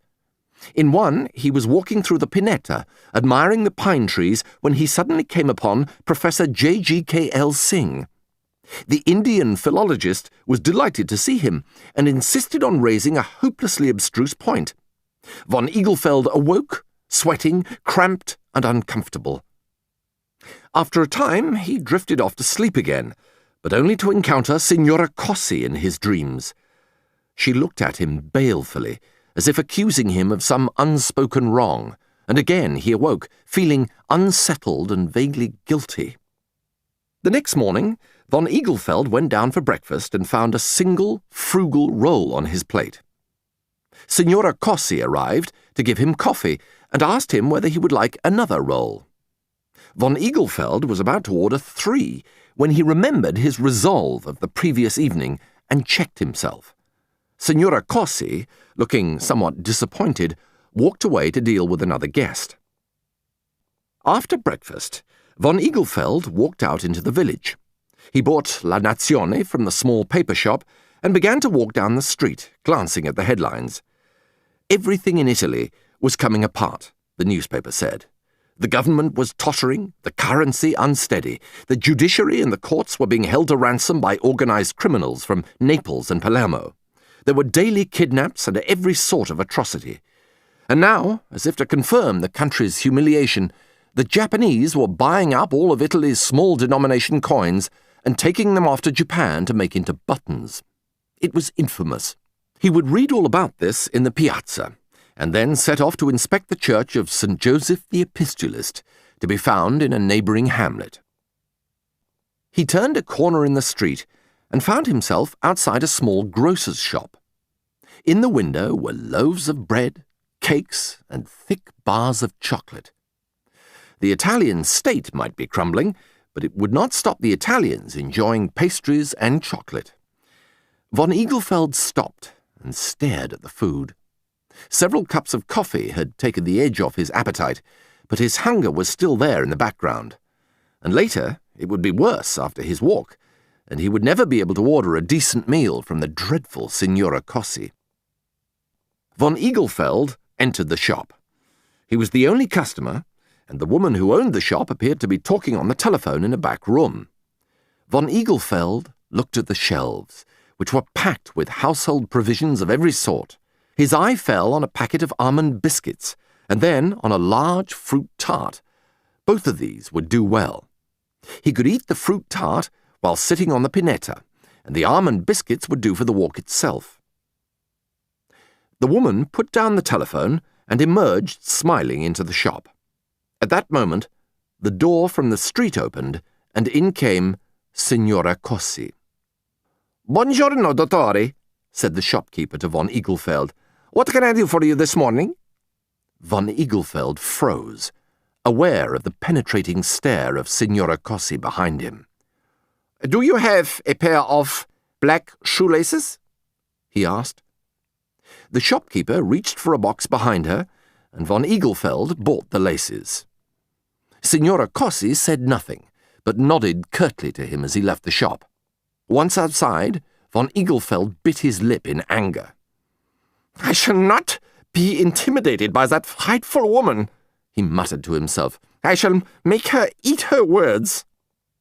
He strode off, tossing the shoelaces into a rubbish bin.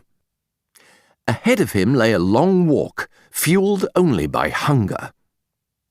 He thought of Prinzel and Unterholzer. They would no doubt be sitting in some outdoor cafe in Siena, enjoying coffee and cakes. Unterholzer in particular had a weakness for cakes.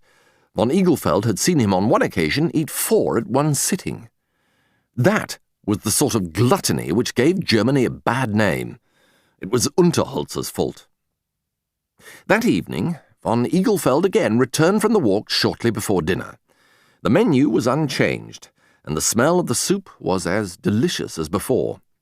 But again, he ordered a small helping of salad and 2 slices of thin bread. This time, Signora Cossi tried to tempt him by listing the attractions of the lamb cutlets. "Thank you, but no," said von Eaglefeld airily. "I do not eat a great deal, you know. There's far too much emphasis on food in Italy, I find."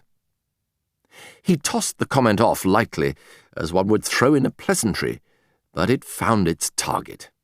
Signora Cossi glared at him, before turning on her heels and marching back into the kitchen.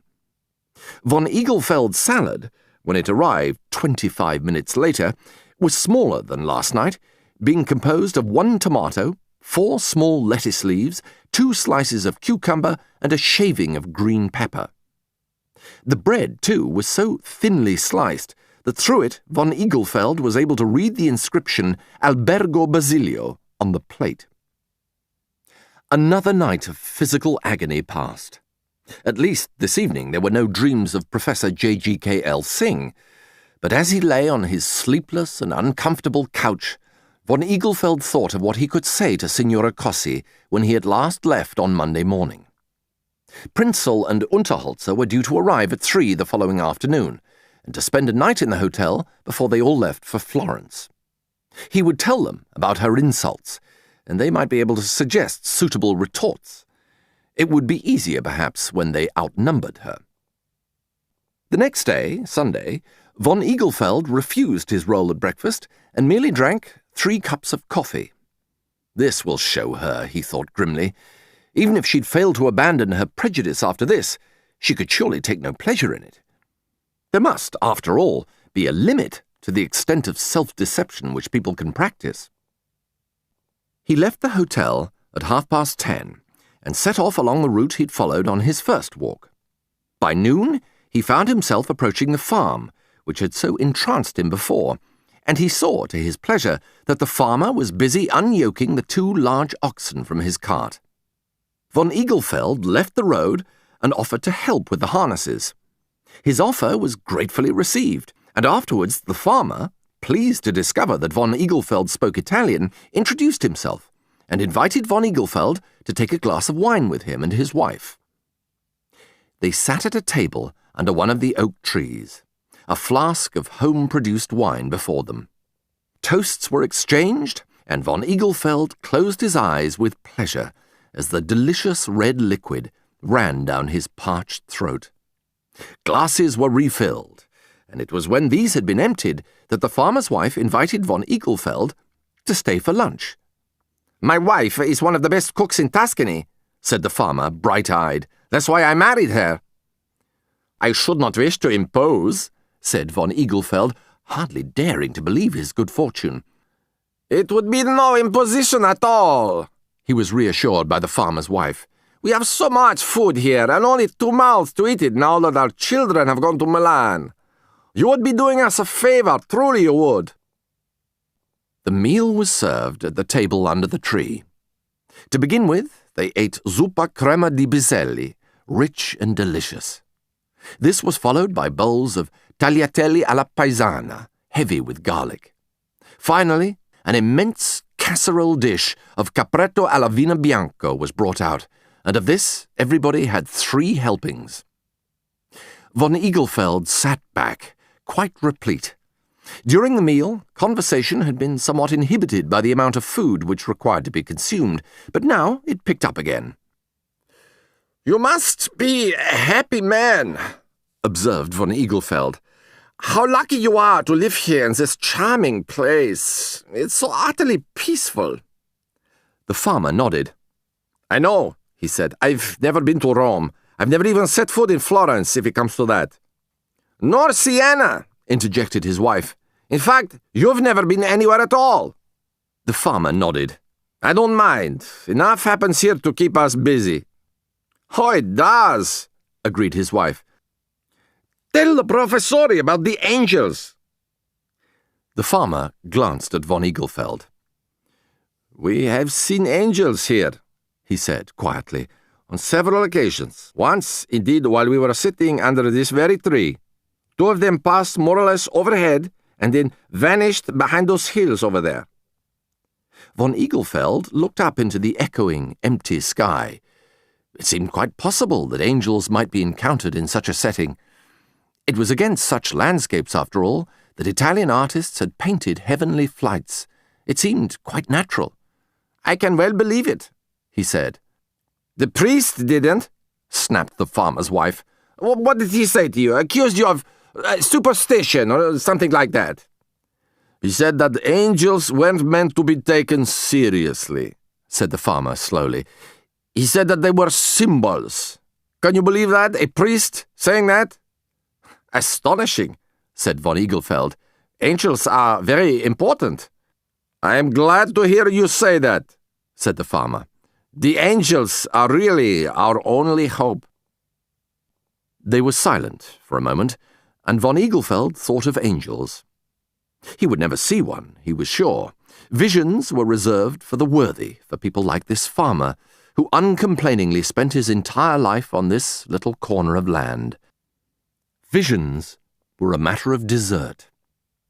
"And then," said the farmer, We had a major incident during the war on that very hillside. Von Eaglefeld looked at the hillside. It was quite unexceptional, with its innocent olive groves and its scattered oaks. What could have happened there? A terrible ambush, perhaps? I was only 8 then, said the farmer. I was standing in the farmyard with my father and 2 of my uncles. All the trouble had passed us by, so we were not worried when we saw a large American transport plane fly low overhead.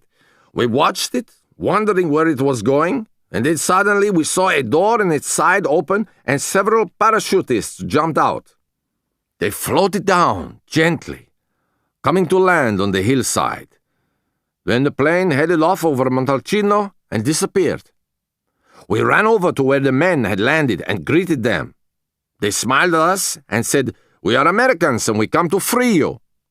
Well, we told them that we'd already been freed and that there was really nothing for them to do. So they looked a bit disappointed, but they came and had dinner with us. Then, after dinner, they went off to sleep in the barn, using their parachutes for bedding, and one of them went into the village. He never came back. He met a girl in the village and married her. The others were very cross and debated about going into the village to find him and shoot him. But they decided against it and instead went away on some bicycles they had requisitioned. My mother made shirts and underpants out of the parachutes. They lasted indefinitely, and I still occasionally wear them. That was it. That was the war. We've never forgotten it. It was so exciting. Von Eaglefeld eventually bade a late and emotional farewell to his hosts and began the walk back to Montalcino. The pangs of hunger were a dim memory of the past. He would need to eat nothing that evening. That would show Signora Cossi. He entered the hotel and hung his hat on one of the hat pegs. He was late, and dinner had already started. Then he remembered. Prinzel and Unterholzer had already arrived. He'd totally forgotten about them. And there they were, at the table, tucking into the largest helpings of pasta which von Eaglefeld had ever seen. Von Eaglefeld's heart sank. Look at them eat! It was enough to confirm Signora Cossi's views 100 times over. And indeed it did, for as von Eaglefeld stared in dismay at his companions, Signora Cossi swept out of the kitchen carrying 2 large plates, piled high with lamb cutlets. "For your friends," she said triumphantly as she passed her speechless guest.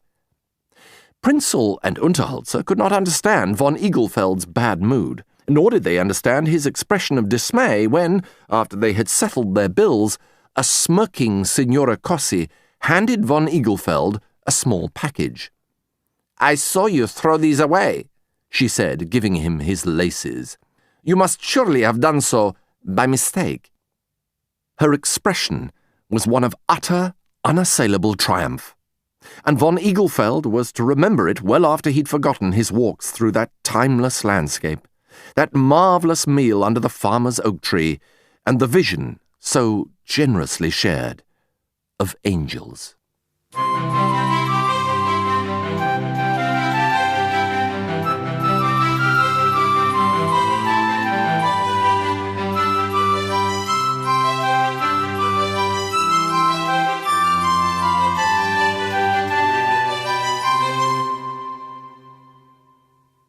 Chapter 5. Portuguese Irregular Verbs. They took up residence in Regensburg one by one. Von Eaglefeld first, then Unterholzer, and finally Prinzel. Prinzel's new wife, Ophelia, had been reluctant to leave Wiesbaden, where she acted as secretary to her father in the Wiesbaden project on Puccini. This project, which had been running for 14 years, was set to run for at least a further decade or more, and absorbed almost all the energies of both herself and her father. A move was quite out of the question. At the time when Unterholzer moved to Regensburg, von Eaglefeld was himself involved in his own difficulties over publication. Studia Literaria Verlag, the publishers of his renowned and monumental work, Portuguese Irregular Verbs, had written to him informing him that they had managed to sell only 200 copies of the book. There was no doubt about the book's status. It was to be found in all the relevant libraries of Europe and North America, and was established as a classic in its field. But the problem was that the field was extremely small. Indeed, almost the entire field met every year at the annual conference, and fitted comfortably into one small conference hall, usually with 20 or 30 seats left over. The publishers pointed out that although 200 copies had been sold, there still remained 737 in a warehouse in Frankfurt. Over the previous 2 years, only 6 copies had been sold, and it occurred to them that at this rate they could expect to have to store the stock until well into the 22nd century. Von Eaglefeld personally saw nothing unacceptable about this, and was outraged when he read the proposal of Studia Literaria's manager. "We have received an offer from a firm of interior decorators," he read. "They decorate the apartments of wealthy people in a style which indicates good taste and education. They are keen to purchase our entire stock of Portuguese irregular verbs, which, as you know, has a very fine binding. They will then, at their own expense and at no cost to yourself, change the embossed spine title to Portuguese Irrigated Herbs, and use them as book furniture for the bookshelves they install in the houses of their customers. I am sure you will agree that this is an excellent idea, and I look forward to receiving your views on the proposition." It was no use, thought von Eaglefeld, to attempt to use the arguments of scholarship and value when dealing with commercial men, such as the proprietors of Studia Literaria undoubtedly were. They only understood the market. It would be far better, then, to ask them to wait for a while and see whether the sales of Portuguese irregular verbs picked up. From the commercial point of view, it would surely be more profitable to sell the book as a book, rather than as, what was the insulting expression they had used, furniture. Yet it was difficult to imagine sales picking up. There was no event, no anniversary on the horizon to suggest that Portuguese irregular verbs might suddenly become more topical. Nor was von Eaglefeld's own fame, though unquestioned in the field, likely to become markedly greater. No, any sudden increase in interest in the book would have to be the result of von Eaglefeld's own efforts to persuade those who did not currently own a copy to buy one. As an experiment, von Eaglefeld wrote to his mother's cousin in Klagenfurt, Freiherr Willi Maximilian Guntel, asking him whether the library in his country house contained a copy of the work. A prompt reply was received. "My dear Moritz Maria," the letter ran, "my failing health makes me something of a recluse these days, and it is therefore such a great pleasure to receive mail, especially from the family. How kind of you to offer to give me a copy of your book. I must admit that my library has little about Portugal in it. In fact, it contains nothing at all about Portugal. Your kind gift would therefore be most appreciated. Now, on another matter, do you remember Cousin Armand, the thin one who used to mutter so? Well, it really is the most extraordinary story." Von Eaglefeld was, of course, trapped, and in due course the order department of Studia Literaria was surprised to receive an order for a copy of Portuguese irregular verbs, with an accompanying cheque drawn on the account of the author, Professor Dr. Moritz Maria von Eaglefeld. Clearly, caution would have to be shown in soliciting purchases, or it could become an expensive business. Von Eaglefeld thought again. What he should try to do is to find out by more indirect means who owned a copy and who did not. Unterholzer, for example. Did he own a copy, or did he merely make free use of library copies? "Unterholzer," von Eaglefeld said one day as the two philologists sat in the Café Schubert drinking coffee, "I've been thinking recently about updating Portuguese irregular verbs. What do you think?" Unterholzer looked surprised. "Does it need it?" he asked. "Have the verbs changed recently, becoming more regular?" Von Eaglefeld reacted crossly to what he thought was an unnecessarily flippant remark. "Of course not," he snapped. "But scholarship always marches on. There have been several very important developments since the last edition." Unterholzer was apologetic. Of course. Von Eaglefeld glanced sideways at his friend. Now, perhaps, was the time to strike. "But I wonder if people would want to buy a new edition." He paused, raising the coffee cup to his lips. "Especially if they already have a copy." "They might," said Unterholzer. "Who knows?" Von Eaglefeld lowered his cup. "Take somebody like you, for example. Would you buy a new edition?" Von Eaglefeld felt his heart pounding within him. He was astonished at his own sheer bravery in asking the question. Surely he had Unterholzer cornered now. Unterholzer smiled. "I should hope for a review copy from the Zeitschrift," he said lightly. Von Eaglefeld was silent. Unterholzer had given nothing away. Could his remark have meant that he'd received a review copy of the first edition? And if so, then where was the review? Von Eaglefeld had not seen it. Or had Unterholzer really bought a copy of the first edition and was now hoping to be spared the cost of a second? That was conceivable, but how could one possibly tell? As days passed, von Eaglefeld's chagrin increased over the inconclusive nature of his discussion with Unterholzer. He realized that if he did not know whether or not even a close colleague like Unterholzer had a copy of Portuguese Irregular Verbs, then there would be little chance of encouraging sales. He could hardly tout the book on an indiscriminate basis. The only way would be by the subtle, individual approach. It would have been simple, of course, if Unterholzer had kept his books in the Institute. Had that been the case, then all von Eaglefeld would have had to do would be to cast an eye over his colleagues' bookshelves on his next visit to his room. Unfortunately, Unterholzer was the only person in the Institute whose room was virtually devoid of books. He largely worked in the library, and his own collection, he'd explained to everyone, was kept in his study at home. Von Eaglefeld pondered. He knew where Unterholzer lived, but he'd never been in his flat. They'd walked past it one day, and Unterholzer had pointed up at his windows and balcony, but no invitation had been extended to drop in for a cup of coffee. By contrast, Unterholzer had been invited to von Eaglefeld's house 5 or 6 times. He had attended the party which von Eaglefeld had thrown for Florianus and Ophelia Prinzel, and he had certainly been present at the stylish reception which von Eaglefeld had held in honor of Professor Dr. H.C. Malt Reinhard Zimmermann.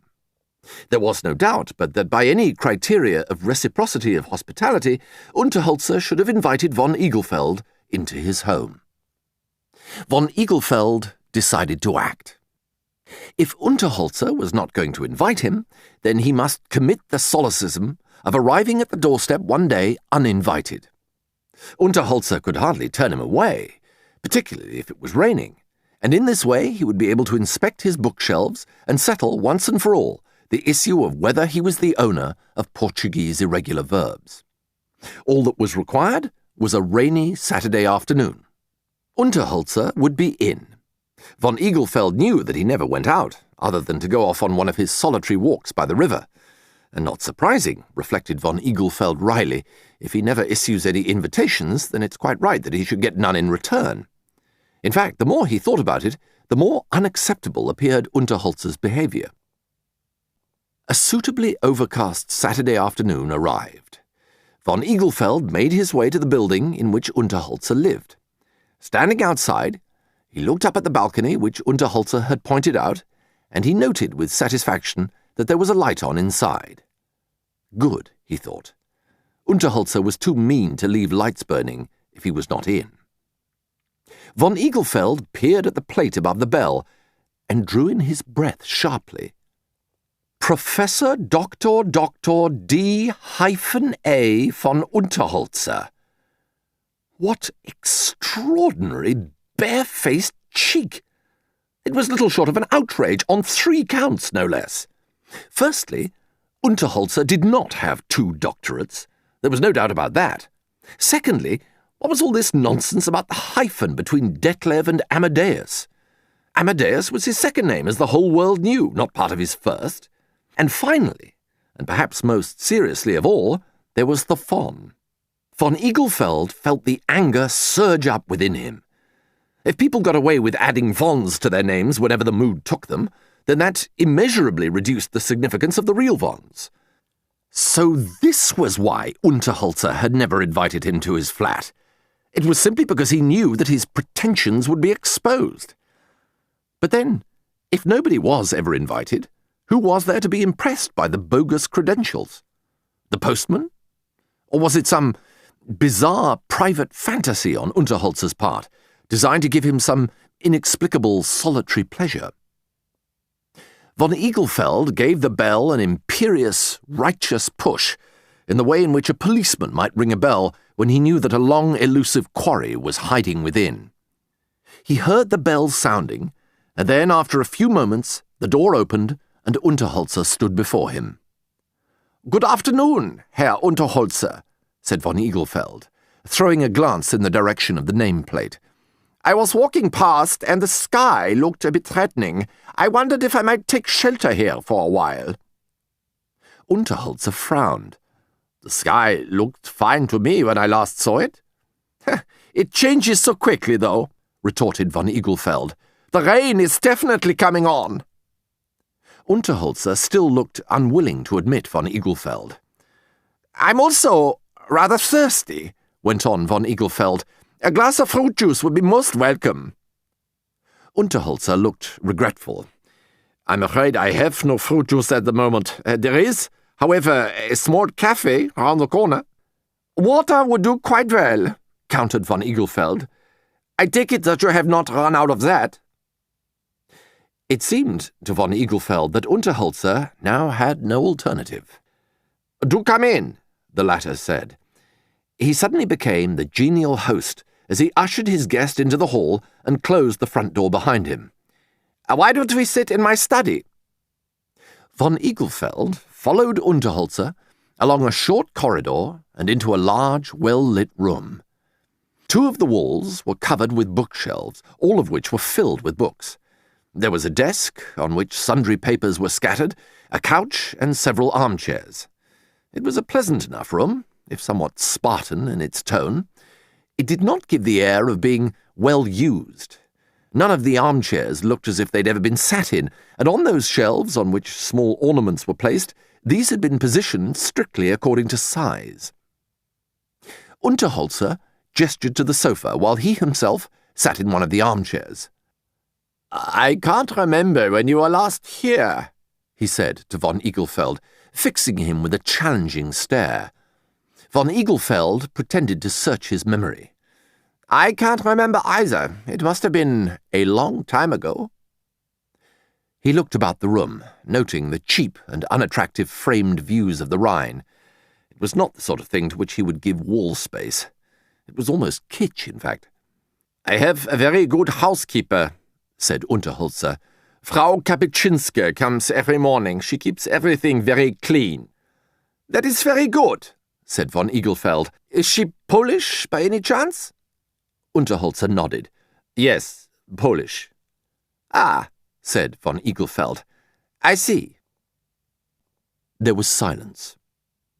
Unterholzer looked up at the ceiling while von Eaglefeld's gaze returned to the views of the Rhine. Really, they were terrible.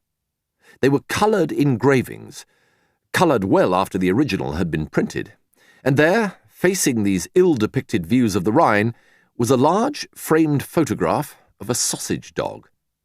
This was even worse. Could Unterholzer be one of those people who liked those unfortunate dogs? Von Eaglefeld was aware of their popularity, but had always been irritated by what he considered to be the ridiculous appearance of the Dachshund, with its absurd little legs and its long, sausage-like body. The von Eaglefelds had always had large dogs, suitable for hunting on the plains of their now confiscated estates. They would never have owned a sausage dog. It was most irritating, really, to see these cliched views of the Rhine and a sausage dog in such proximity. "Do you have a dog, Herr Unterholzer?" asked von Eaglefeld, looking about the room for signs of canine occupation. Unterholzer smiled. "Yes," he said proudly. "I have a very fine dachshund. He is called Walter." Von Eaglefeld raised an eyebrow. "Walter? And does this dog live here in this apartment?" he asked. He does, said Unterholzer. He is sleeping now, and we should not wake him up, but one day I will introduce you to him. That would be very kind, said von Igelfeld. He wanted to laugh, though, at the thought.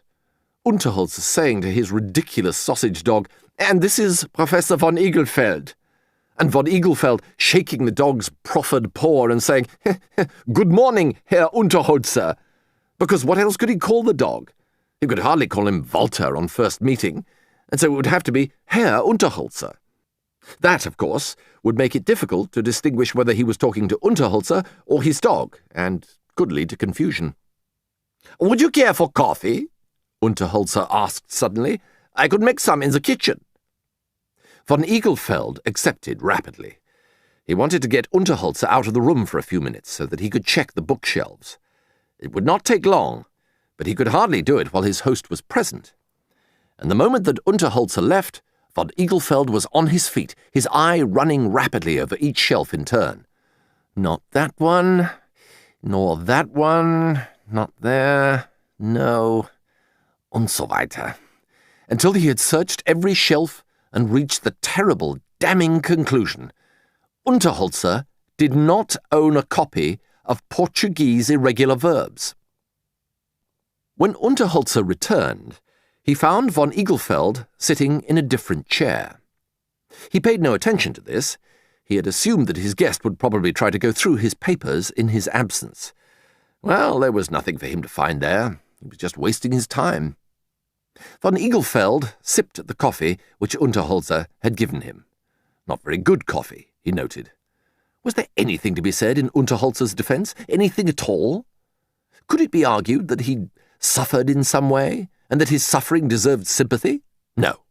Unterholzer was not a refugee from the East or anything like that, nor had he suffered at the hands of a cruel or bullying step-parent. Von Igelfeld understood his father to be a perfectly reasonable retired bank manager, so there was no doubt but that Unterholzer was answerable for the various wrongs which had been so quickly and damningly chalked up against him. As he thought this, von Igelfeld saw something else on the wall. It was a framed coat of arms, and underneath, in Gothic script, he made out, "The Arms of von Unterholzer." Well, really, that was even worse than the Views of the Rhine, which appeared to be in good taste by comparison. Von Igelfeld bit his lip. Then he could remain silent no longer. "I must say that I can't understand what you see in those Views of the Rhine," he said. "Did some student give them to you?" Unterholzer looked at the pictures and then looked at von Igelfeld. "You mean you don't like them?" he asked. "Yes," said von Igelfeld icily. "That's what I do mean. I think they're terribly, terribly vulgar." Unterholzer's jaw sagged open. Vulgar? His voice was the voice of a broken man, but von Igelfeld pressed on. "Kitsch, Herr Unterholzer," he said. "Kitsch! I gather that it's becoming fashionable again, but I didn't expect to find you, of all people, living in a palace of kitsch." Unterholzer said nothing as he looked about his study. Then, almost absent-mindedly, he offered von Igelfeld more coffee from his china coffee pot with its curious chinoiserie pattern. Was that kitsch too, he wondered? "Ugh, look out!" said von Igelfeld. "You've splashed it on my shirt." With shaking hands, Unterholzer put down the coffee pot. "I'm terribly sorry," he said. "Do let me fetch a cloth." "No, thank you," said von Igelfeld coldly. "Just you direct me to the bathroom, and I'll attend to it myself." Von Igelfeld left Unterholzer in the study and walked angrily down the corridor to the bathroom. There he sponged off the 2 small coffee splashes and adjusted his tie. He closed the bathroom door behind him and started off down the corridor. There was a large bookshelf on his right, and from ancient habit he stooped to look at the contents. There, on the bottom shelf, standing out with their excellent bindings, stood not 1 but 2 copies of Portuguese irregular verbs. Von Igelfeld stood stock still. then cautiously drew out the first copy and paged through it. It was well used and had been annotated here and there in Unterholzer's characteristic script. "Precisely," read one comment. "Confirmed by Zimmermann," said another. He put the book back in its place and took out the second copy.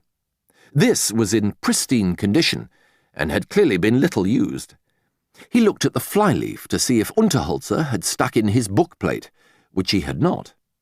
Instead, in Unterholzer's writing again, there was the following inscription: "To my dear friend and colleague, in gratitude. The author, Moritz Maria von Igelfeld." For a moment, von Igelfeld did not know what to think. Of course, he had never given Unterholzer a copy. It had never occurred to him. But why should he then have decided to write his own inscription, as if a presentation had been made? Von Igelfeld replaced the book on the shelf, straightened his tie again, and went back into the study. As he entered the room, he paused, looked at the views of the Rhine again, and stroked his chin pensively. "You do know I was joking a few minutes ago," he said. "Those really are very attractive pictures." Unterholzer looked up sharply, his eyes bright with pleasure. You don't think them kitsch?" "Good heavens!" exclaimed von Igelfeld. "Can't you take a joke, Herr Unterholzer? Kitsch! If those are kitsch, then I don't know what good taste is." Unterholzer beamed up at his guest. "I have a cake in the kitchen," he said eagerly. "It's a cake cooked by Frau Kapitschinska. Should I bring it through?" Von Igelfeld nodded. "That would be very nice," he said warmly. "A piece of cake is just what's required." While Unterholzer was out of the room, von Igelfeld put down his cup of coffee and moved over to examine the alleged crest of the von Unterholzers, and he was standing there when Unterholzer returned. "It's a funny thing, Herr Unterholzer," said von Igelfeld, "but I've always thought that you might be von Unterholzer." Unterholzer laughed. "It's not absolutely established," he said, "so I don't really use the von in public." "Of course not," said von Igelfeld, "but it's good to know you're entitled to it, isn't it?" Unterholzer did not reply. He was busy cutting a large piece of cake. Frau Kapitschinska had baked it 5 weeks ago, and he hoped that it would still be fresh. He had no idea how long cakes could be expected to last. Von Igelfeld's teeth sank into the cake. It was heavy and stale, but he would eat every crumb of it, he decided, and thank Unterholzer for it at the end. Indeed, he would ask for another piece.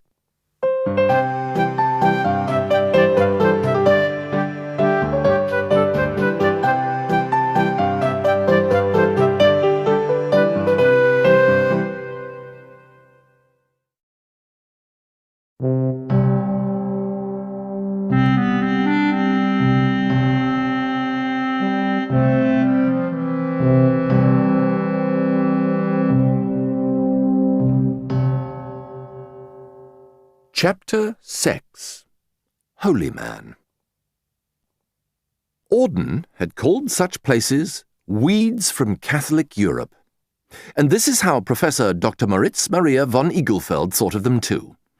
As usual, Auden's imagery struck him as so rich, so laden with associations, and when he received the letter from Goa, with its unfamiliar, faded stamp, the haunting metaphor crossed his mind again. It was a thin, dejected-looking envelope, much tattered by its journey. Indeed, in one corner, it appeared that some animal, possibly a dog, had bitten it, leaving small tooth holes. In another corner, the paper had split, revealing a single sheet of greying parchment within. Von Igelfeld turned it over and saw the address of the sender, typed erratically across the back flap. Professor J.G.K.L. Singh. The name made his heart sink. J.G.K.L. Singh of Chandigarh, author of Dravidian verb shifts. Impulsively, von Eaglefeld tossed the letter into his wastepaper bin. It had clearly met with near disaster on its trip to Germany, von Eaglefeld thought. Had the dog swallowed it, then it would never have arrived at all. If he threw it away now, then he was merely fulfilling its manifest destiny. Von Eaglefeld turned away and picked up the next letter, a quiet, reassuring letter with a solid, familiar German stamp, and the name of the sender neatly typed in the right-hand corner, Professor Dr. H.C. Florianus Prinzell. This was Prinzell's monthly letter, in which he would bring von Eaglefeld up to date on developments in the Institute in Wiesbaden. At the end, penned in the slightly unsettling violet ink she habitually used, would be a small postscript from Ophelia Prinzell, with heartwarming domestic news of a trivial sort.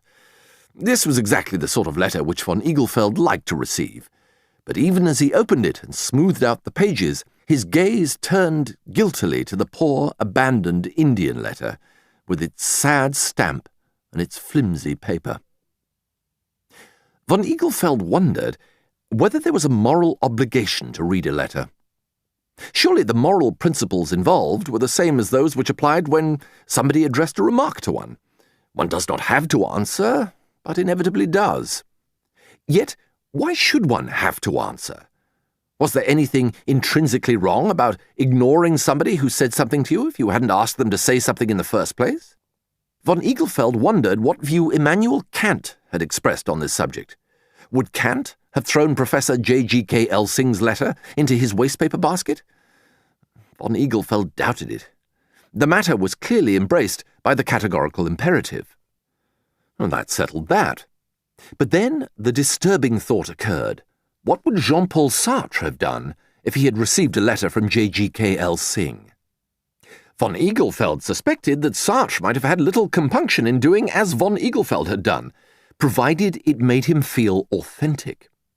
But then, and here was the crucial difference, he would not have worried about it. Or would he? Von Eaglefeld laid aside the epistle from Prinzell and retrieved the letter from the bin. Slitting open the remains of the flap, he took out the grey sheet within and unfolded it. Dear Professor von Eaglefeld, he read, greetings from Goa and from your colleague Janivandilana Krishnamurti Singh. I am down in this part of the world making arrangements for the All India Union Congress of Philological Studies. We are meeting here in 4 months' time, and I wonder whether you would come to read a paper. All arrangements will be made, with dispatch, by myself, and it will be very good to have some of your German fellows down in these parts again. The program will be first class, and we shall have many excellent chinwags. Please let me know. Von Eaglefeld sighed. Now that he had opened the letter, his questions about obligation seemed utterly answered. He would have to go. He was sure that Kant would agree. The organizing committee of the All India Union Congress of Philology had made a booking for von Eaglefeld in the old wing of the Hotel Lisboa. It was a large, rambling hotel, surrounded by shady verandas. The gardens of the hotel were filled with bougainvilleas, frangipanes, palms, and there were winding paths that led to small, secluded summer houses. Von Eaglefeld was delighted. The air was scented with blossom. The sky was of an echoing emptiness. Europe and all its frenzy was far beyond any conceivable horizon. He sat in the wicker chair that occupied most of the minute balcony outside his room and looked out over the tops of the gently swaying palms. What a relief it was that Kantian ethics had pressed him into coming. There had as yet been no sign of Professor J.G.K. Elsing. One of the other committee members, Professor Razi Henderson Paliwala, had been detailed to meet von Eaglefeld and to make sure that he was well settled in his hotel. Professor Razi Henderson Paliwala appeared to have an intimate knowledge of the timetables of the Indian state railways, and explained that Professor J.G.K. Elsing was on his way to Goa, but was travelling by train and could not be expected to arrive for another 36 hours. This news had been conveyed to von Eaglefeld apologetically, but it had in fact gladdened the recipient's heart. The Congress was not due to start for another 3 days, and of those 3 days, At least 1.5 could be enjoyed without any fear of encountering the author of Dravidian verb shifts. Professor Razi Henderson Paliwala was much taken up with arrangements for the Congress, and was relieved when von Eaglefeld indicated that he could easily take care of himself until the opening session. "I should like to look about Goa," explained von Eaglefeld. "There is so much interesting architecture to see." "Indeed," said Professor Razi Henderson Paliwala, sounding somewhat doubtful. "Much of it is falling down, I am afraid to say. In fact, all of India is falling down, all the time. Soon we shall have nothing but a fallen-down country all over, I am telling you. These people here appreciate none of the finer things of life." As he made these disparaging remarks, the professor pointed dismissively at the manager of the hotel, who beamed encouragingly and made a small bow. Von Eaglefeld looked up at the ceiling of the Hotel Lisboa. There was an elaborate cornice, but several parts were missing, having fallen down. That evening, after he had taken a refreshing drink of mango juice on the main veranda, von Eaglefeld ventured out onto the road outside the hotel. Within a few seconds, he had been surrounded by several men in red tunics, who started to quarrel over him until a villainous-looking man with a moustache appeared to win the argument and led von Eaglefeld over to his cycle-driven rickshaw. "I shall show you this fine town," he said to von Eaglefeld, as the philologist eased himself into the small, cracked leather seat. "What do you wish to see? The prison? The library? The grave of the last Portuguese governor?" Von Eaglefeld chose the library, which seemed the least disturbing of the options, and soon they were bowling down the road, overtaking pedestrians and slower rickshaws, the sinister rickshaw man ringing his bell energetically at every possible hazard. The library was, of course, closed, but this did not deter the rickshaw man. Beckoning for von Eaglefeld to follow him, he took him through the library gardens and walked up to the back door. Glancing about him, the rickshaw man took out a small bunch of implements and started to try each in the lock. Von Eaglefeld watched in amazement as his guide picked the lock. He knew he should have protested, but, faced with such effrontery, words completely failed him. Then, when the door swung open, equally passively, he followed the rickshaw driver into the cool interior of the Goa State Library. The building smelled of damp and mildew, the characteristic odour of books which have been allowed to rot. "Here we are," said the rickshaw man.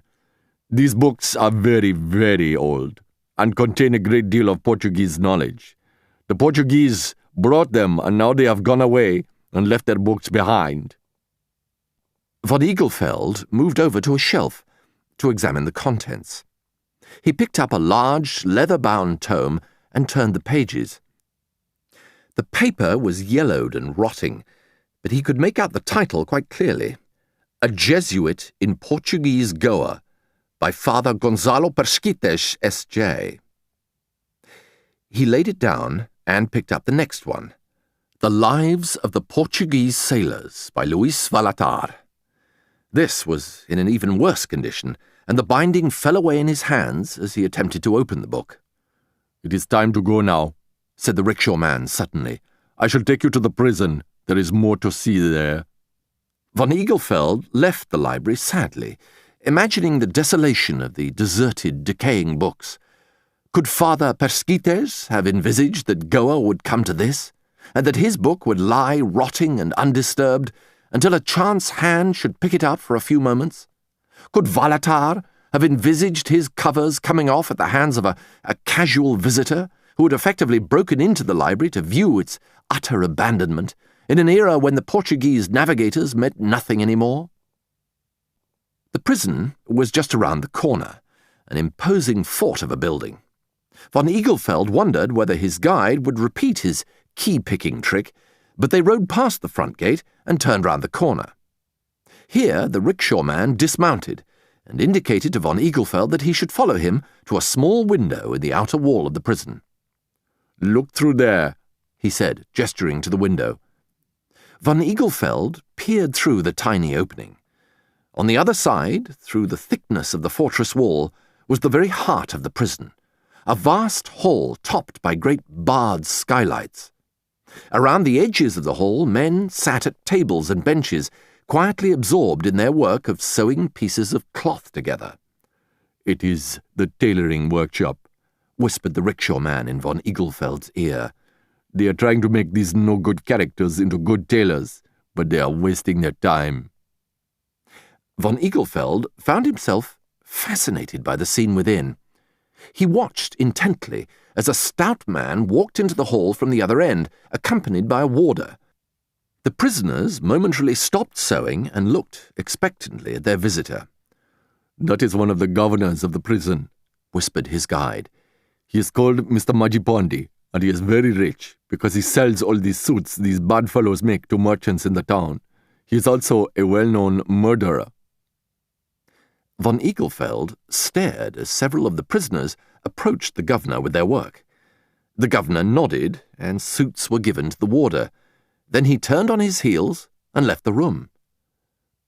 "Whom did he murder?" asked von Eaglefeld. The rickshaw man looked about him. "He murdered his wife's brother's second wife's son," he said in a surprised tone, as if that was something that von Eaglefeld should have known. "The Portuguese would have shot him.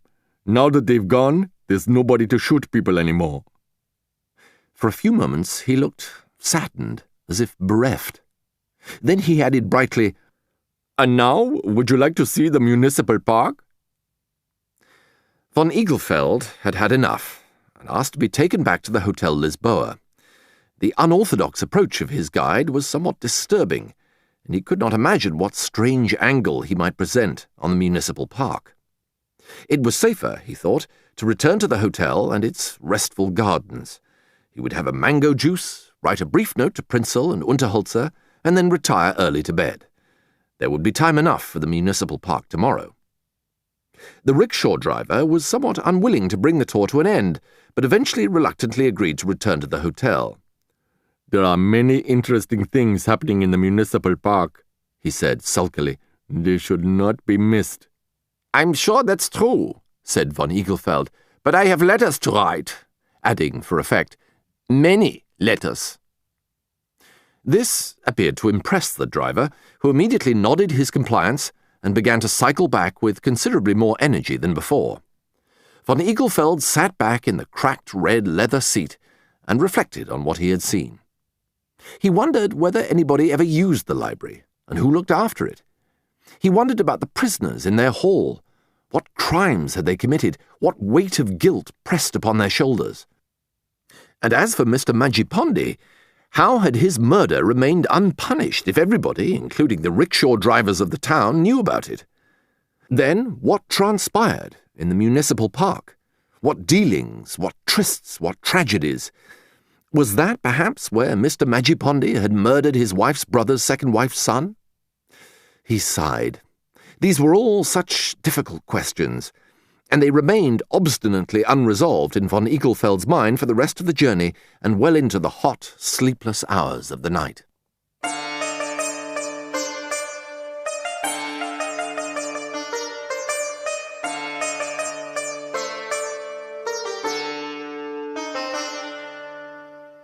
Von Eaglefeld awoke early the next morning and took his breakfast on the main veranda. The morning sky was white and brilliant. The trees were filled with chattering birds, and there were 2 fresh hibiscus flowers in a vase on his table. All of this effectively dispelled the anxieties of the night and put von Eaglefeld in a good mood for the day's exploring. He was determined to resist any imprecations from rickshaw drivers, and he would see what he wanted to see on foot. There were interesting old buildings all around the hotel, and these would suffice for the moment. Von Eaglefeld had noticed that there was a back entrance to the hotel gardens used by the staff and for deliveries. He decided to leave by this route rather than by the front, as this way he would be able to avoid the rickshaw drivers. Adjusting his broad-brimmed white hat, he walked briskly out of the back gate into the undistinguished service road that lay outside. Not far along this road, he came upon a building which seemed to invite inspection. It was an extraordinary edifice, 3 stories high and built in that curious, heavy style which the Portuguese so admire. There were scrolls above each window, a top-heavy neoclassical portico, and a courtyard which appeared to be harbouring an uncontrolled jungle. Von Eaglefeld stepped back and looked at the building. Many of the windows were broken, and there was a general air of desertion about the place. He was struck by the feeling of melancholy which seemed to hang about the building, as if the very stones felt the loss of pride. Von Eaglefeld ventured through the portico. There was a bench directly to the right, and a doorway boarded up. Another door was slightly ajar, but the room within seemed sunk in darkness. Von Eaglefeld moved on and peered into the courtyard. It was not quite as much a jungle as it had appeared from outside. Certainly there was a profusion of plants, but they had been cut back here and there, revealing odd pieces of broken statuary. There was a stone urn in the Roman style, a figure of a boy caught in mid-leap, both arms broken off, and a toppled stone vase which had been covered in creepers. It was then that von Eaglefeld saw the Holy Man. He was sitting on the ground at the side of the courtyard, a small bag at his side and a staff propped up against the wall behind. He was watching von Eaglefeld, and when the philologist gave a start of surprise, the Holy Man raised an arm in salute. "Do not be afraid of me," he called out. "I am just sitting here." Von Eaglefeld was at a loss as to what to do. He was an intruder and felt almost guilty, but the friendly salute and the reassuring message had set him at his ease. He walked across to where the Holy Man was sitting and reached out to shake his hand. "I am sorry to disturb you," he said. "I was merely admiring this beautiful old building." The Holy Man lifted his eyes and cast a glance around the courtyard. "Is this beauty?" he said. He seemed to reflect for a moment. Then, "Yes, perhaps it is. There is beauty in everything, even an old building that is now just a home for rats and mice." "That is true," said von Eaglefeld. He thought of Germany, where there were no rats or mice anymore. "Sometimes it's difficult to find beauty in my own country. Even the very earth is sick there." The Holy Man shook his head sadly. "Man is very destructive. That is why he can never be like God." "That is very true," agreed von Eaglefeld. "If only God would show us." The Holy Man closed his eyes. "He does show us, sir. Oh yes, he does show us, if only we are prepared to see." Von Eaglefeld was silent. His suspicion that this was a holy man was being proved correct. But how should he address him? Should he call him Guru, as he had read one might do in such circumstances? Was he a real Guru, though, or was he of some lower or even higher rank in the gradations of holiness? The situation was distinctly difficult. "You are quite right, O Guru," he ventured hesitantly. "If only we would see." The holy man did not appear to object to being called Guru, and this put von Eaglefeld at his ease. He was beginning to feel excited about the encounter. This was the real East, and he felt as if he was being vouchsafed a glimpse of something denied to so many casual visitors who presumably saw nothing more than the library or the prison.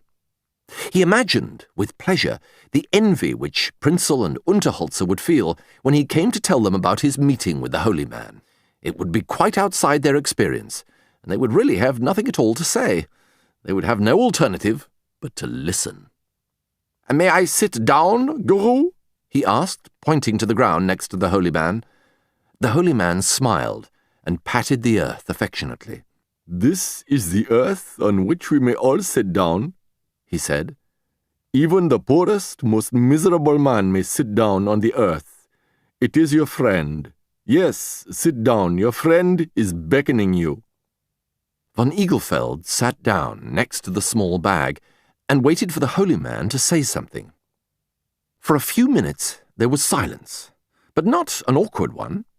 The holy man seemed to be concentrating on something in the middle distance, but after a while he turned and looked at his guest.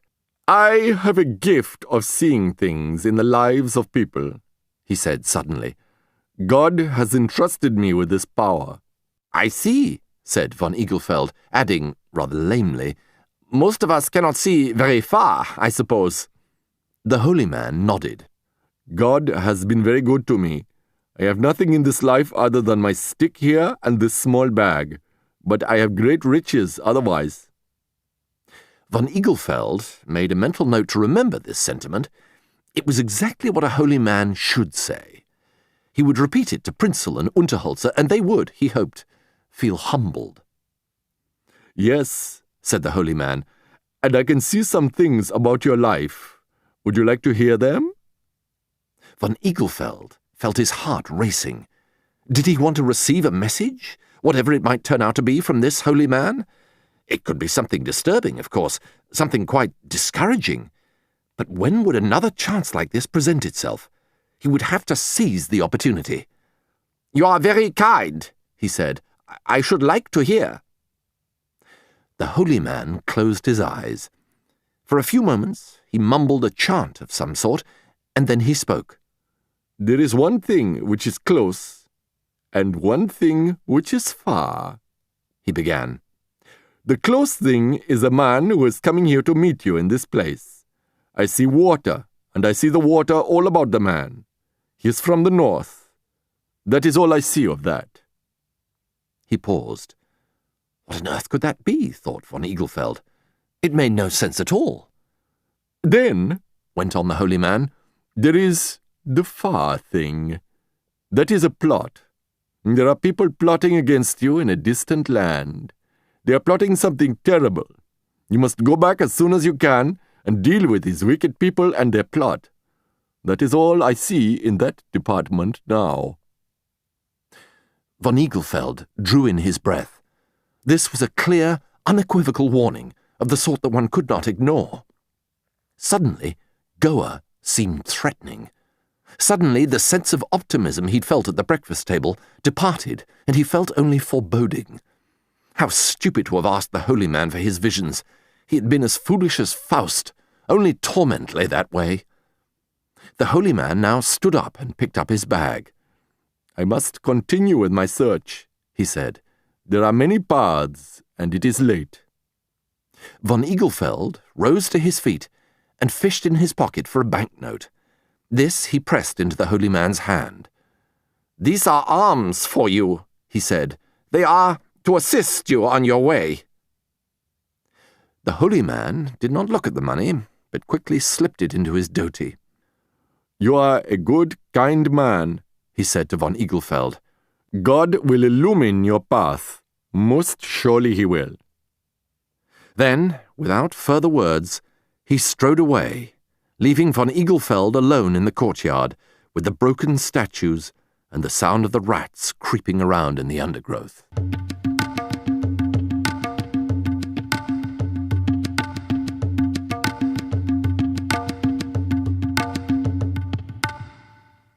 Back at the Hotel Lisboa, von Eaglefeld was handed a large, cream-coloured envelope, on which his name had been written in an ornate script. He thought it might be a letter from Professor Razi Henderson Paliwala, with some news of the next day's conference proceedings, but it was not. It was, in fact, a letter from the president of the Portuguese Chamber of Commerce, inviting von Eaglefeld to be the guest of honour and speaker at that evening's dinner of the chamber. Von Eaglefeld was astonished at the brevity of the notice, but assumed that this must be quite normal in Goa, where things appeared to be ordered differently from the way in which they were ordered in Germany, or anywhere else for that matter. He spent the rest of the day reading and preparing a short talk for the meeting. He had decided that he would explain to the businessmen what philology was all about, and in particular draw their attention to recent developments in Portuguese philology. He was pleased with the talk when he'd finished it. It was not too simple, so he could not be accused of talking down to his audience, yet it assumed only the barest acquaintance with linguistic and philological terms. It would be ideal for such an audience. The Portuguese Chamber of Commerce turned out to be one of the best buildings in Goa. The home of a 17th century merchant, it had subsequently been converted into a banking hall, and when the bank failed, the merchants had taken it over as a club. Von Eaglefeld was shown the members' room, a marvellous saloon with leather armchairs and mahogany writing tables, and then, when the members had assembled in the dining room, he was accompanied in by the President and seated at the top table. The meal was delicious, and the conversation of the President most entertaining. He was an exporter of sultanas, as his father and grandfather had been before him. The world of sultanas, he informed von Eaglefeld, was full of intrigue, and he revealed a few of the juicier details over the soup. After the meal, while they were waiting for coffee, and before his speech, von Eaglefeld ran his eye about the room. There were about 80 guests, all men, all dressed in formal attire. Von Eaglefeld looked at the physical types represented, the fat, prosperous merchants, the thin, nervous-looking accountants, the sly bankers, and then he stopped. There, halfway down the third table, was the prison governor, Mr. Majipondi. Von Eaglefeld was astonished. Surely it was inappropriate for a prison governor, even if he did have dealings with the town's merchants, to mix socially with those who corrupted him. And what about the murder? Did the members of the Chamber of Commerce know all about that? Was a blind eye turned here, as apparently it was everywhere else? These perplexing questions in his mind, von Eaglefeld heard the applause that followed his introduction and rose to his feet. As he spoke, he tried not to look at the table at which Mr. Majipondi was sitting, but he felt the eyes of the prison governor upon him, weighing him up, imagining him in a prison suit, or peeling potatoes, perhaps. There was prolonged applause when von Eaglefeld finished his talk. Several of the members, who were clearly moved by what had been said, banged their spoons on the table until quietened by a gesture from the President. Then the President stood up, thanked von Eaglefeld profusely, and invited questions from the members. There was complete silence. The candle flames guttered in the breeze. A waiter, standing against a wall, coughed slightly. Then a member from the top table stood up and said, "That was most interesting, Professor von Eaglefeld. It is always enlightening to hear of the work of others, and you have told us all about this philology of yours. Now, tell me, please, is that all you do?" The silence returned. All the members looked expectantly at von Eaglefeld, who, completely taken aback by the question, merely nodded his head. "He says yes," said the President. "Now, if there are no more questions, members may adjourn to the saloon." As he accompanied the President into the rather dowdy, high-ceilinged room which served as the saloon, von Eaglefeld turned over in his mind the events of the past hour. He'd been surprised that there were no further questions, but he thought that perhaps the merchants would wish to ask him these in the relative informality of the saloon. He was sure that there must have been something which he had said which would have given rise to doubts that would need to be resolved. Had his point about pronouns been entirely understood? The President steered von Eaglefeld to a place near the large, discoloured fireplace and placed a glass of port in his hand. Then, beckoning to a small group of members standing nearby, he drew them over and introduced them one by one to von Eaglefeld. "And this," said the President, "is Mr. Majipondi." Von Eaglefeld, who had been bowing slightly to each member, looked up. He had taken the proffered hand in mid-bow, and only now did he see the beaming face of the prison governor before him. "I am most honoured to meet you," said Mr. Majipondi in a low, unctuous voice. "Your talk was most informative. Indeed," and here he turned to the President for confirmation, "it was the most learned talk we have ever enjoyed in this chamber." The President nodded his ready agreement. Von Eaglefeld tried to shrug off the compliment. He felt distinctly uneasy in the presence of Mr. Majipondi, and his only wish was to get away. But the prison governor had moved closer and had reached out to touch the lapel of his suit with a heavy, ring-encrusted hand. He held the material between his fingers, as if assessing its quality, and then, reluctantly letting go, he returned his gaze to von Eaglefeld's face. "I am the governor of our little prison here," he said. We are very concerned about rehabilitation. We are making silk purses out of sows' ears. That is my business." He laughed, challenging von Eaglefeld to do the same, but von Eaglefeld felt only repulsion, and he pointedly ignored the invitation. "And what about murderers?" he suddenly found himself asking. "Do you make them better too?" Mr. Majipondi gave a slight start. Or did he? Von Eaglefeld asked himself. He was looking closely at von Eaglefeld, his eyes tiny points of cunning in his fleshy face. "We do not have many of those," he said. "In fact, if you listen to what people say, you'd think I'm the only one around." Von Eaglefeld battled to conceal his utter astonishment. Was this Mr. Majipondi confessing? Or was he suggesting that the rumours were just that, rumours? It was a situation quite beyond von Eaglefeld's experience. Nobody in Germany would make such a remark, even an incorrigible murderer. Von Eaglefeld believed that such people tended to look for excuses, and that they usually blamed their crimes on somebody else or on some abnormal mental state. Nobody accepted blame these days, and yet here in Goa it was perhaps different, and a murderer could cheerfully confess to his crime with no sense of shame. Was it something to do with Eastern attitudes of acceptance? Could it be that if you were a murderer, then that was your lot in life, and it should be borne uncomplainingly? Was it something to do with karma? He looked at Mr. Majipondi again, who returned his gaze with undisturbed equanimity. "Do you mean that people accuse you, the prison governor, of being a murderer?" asked von Eaglefeld at last, trying to sound astonished at the suggestion.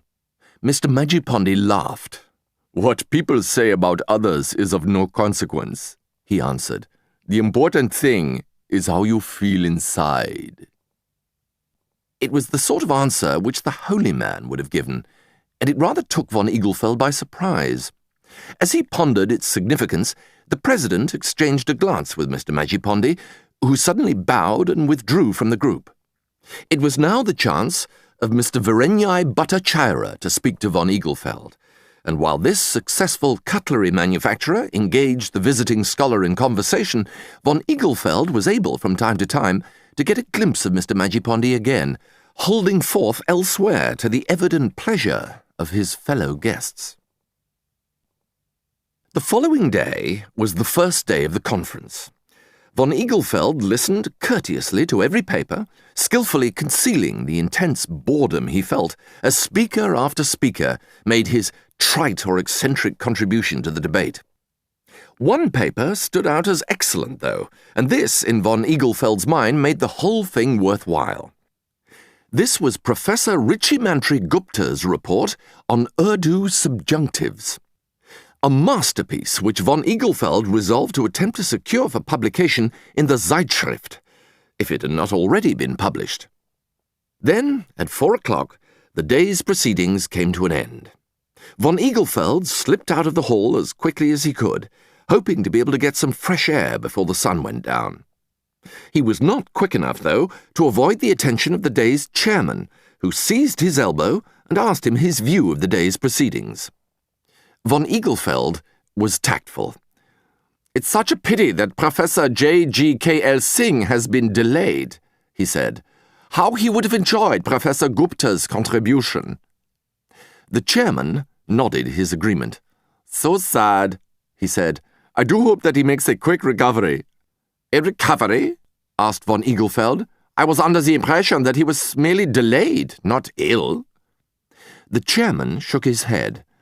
"Oh, my dear Professor von Eaglefeld," he said, his voice lowered, "I thought that you knew.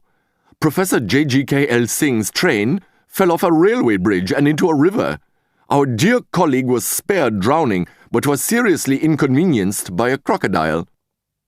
Von Eaglefeld's dismay greatly impressed the chairman. "I could see that you are fond of him," he said. "I am sorry to be the bearer of such ill tidings." Von Eaglefeld nodded distractedly. The words of the holy man's prophecy were coming back to him quite clearly. There is one thing which is close, and one thing which is far. The close thing is a man who is coming here to meet you in this place. I see water, and I see water all about the man. He is from the north. Could it be that at the very moment that the prophecy was being delivered, the girders of the bridge had given way and the ill-fated train had plunged down into the river? It was very sad for Professor J.G.K.L. Singh, of course, but what about the second part of the prophecy? The first part had been shown to be true, and this meant that somebody, somewhere, was plotting against von Eaglefeld. Who could this be, and where? Were the plotters in Germany? If they were, then it would be night-time there, and they would be asleep in their shameless beds. But as the day began, then the plotters would presumably resume their nefarious activities. The thought chilled von Eaglefeld, and a feeling of foreboding remained with him throughout the rest of the night, and was still there in the morning. The second day of the conference was worse than the first. Von Eaglefeld delivered his own paper, and was immediately thereafter assaulted by a barrage of irrelevant and unhelpful questions. He was in a bad mood at lunch, and spoke to nobody, and in the afternoon his mind was too exercised with the prophecy and its implications to pay any attention to the proceedings. At the end of the afternoon, when the conference came to its end, he avoided the final reception and slipped off to the hotel to pack his bags. Then, settling his account and bidding farewell to the manager of the hotel, he drove out to the airport in an old, cream-coloured taxi and waited for the first available seat on a plane to Europe. India, with all its colours, confusions and heartbreak, slipped below him in a smudge of brown. Von Eaglefeld sat at his window seat and looked out over the silver wing of steel. It had been a mistake to visit Goa, he concluded. It might be that some achieved spiritual solace in India, but this had been denied him. His one encounter with a holy man, perhaps the only such encounter he would be vouchsafed in his life, had turned into a nightmare. There was no peace in that, only horrible, gnawing doubt. And at the back of his mind, too, was the image of Professor J.G.K.L. Singh in the muddy waters of the river and of the great jaws of the crocodile poised to close upon the helpless philologist. It was an awful, haunting image, and it brought home to von Eaglefeld his great lack of charity in relation to Professor J.G.K.L. Singh. He would make up for it, he determined. He would send a letter to Chandigarh with an invitation to the Institute in Regensburg, which could be taken up once Professor J.G.K.L. Singh got better. He would make it clear, though, that the invitation was only for 1 week. That was very important.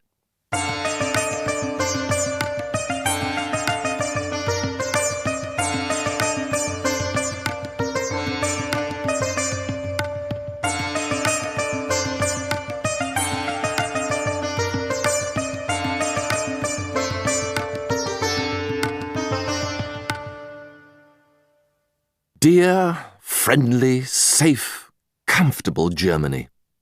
Von Eaglefeld could have kissed the ground on his arrival, but wasted no time in rushing home. His house was in order, and Frau Gunther, who house-kept for him, assured him that nothing untoward had happened.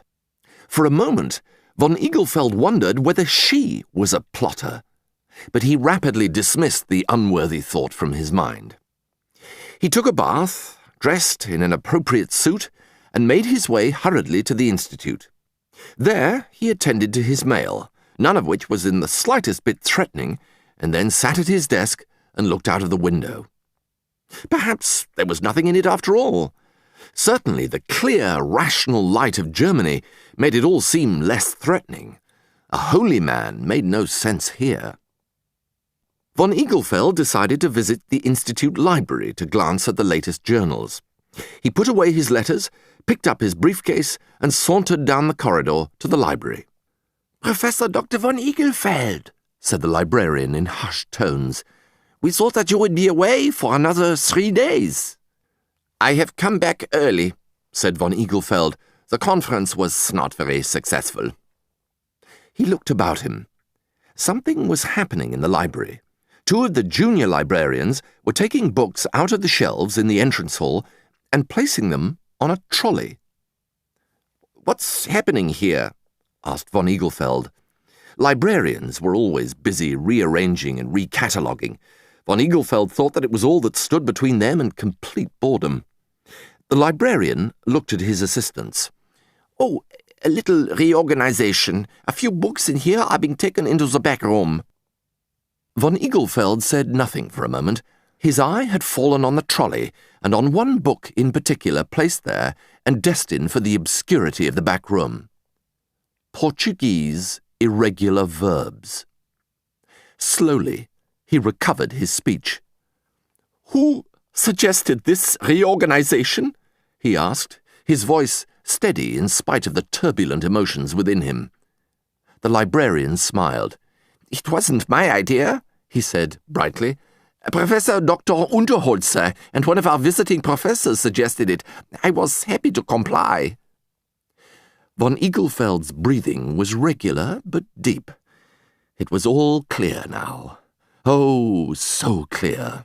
"And who was this visiting professor?" he asked icily. "Professor Dr. Prinzel," answered the librarian. He looked curiously at von Eaglefeld. "If you disapprove, of course—" Von Eaglefeld stepped forward and retrieved the copy of Portuguese Irregular Verbs from the trolley. The librarian gasped. Of course," he stuttered. I had no idea that work was involved." He snatched the tome from von Eaglefeld and replaced it on the shelf.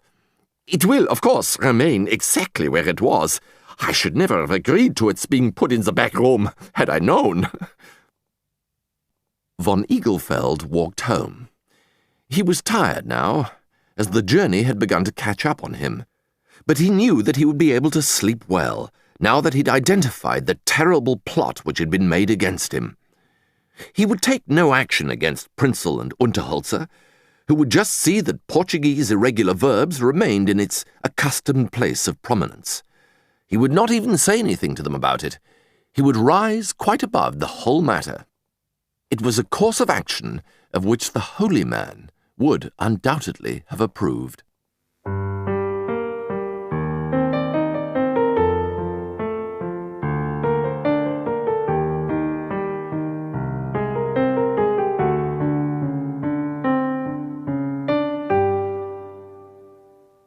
Chapter 7.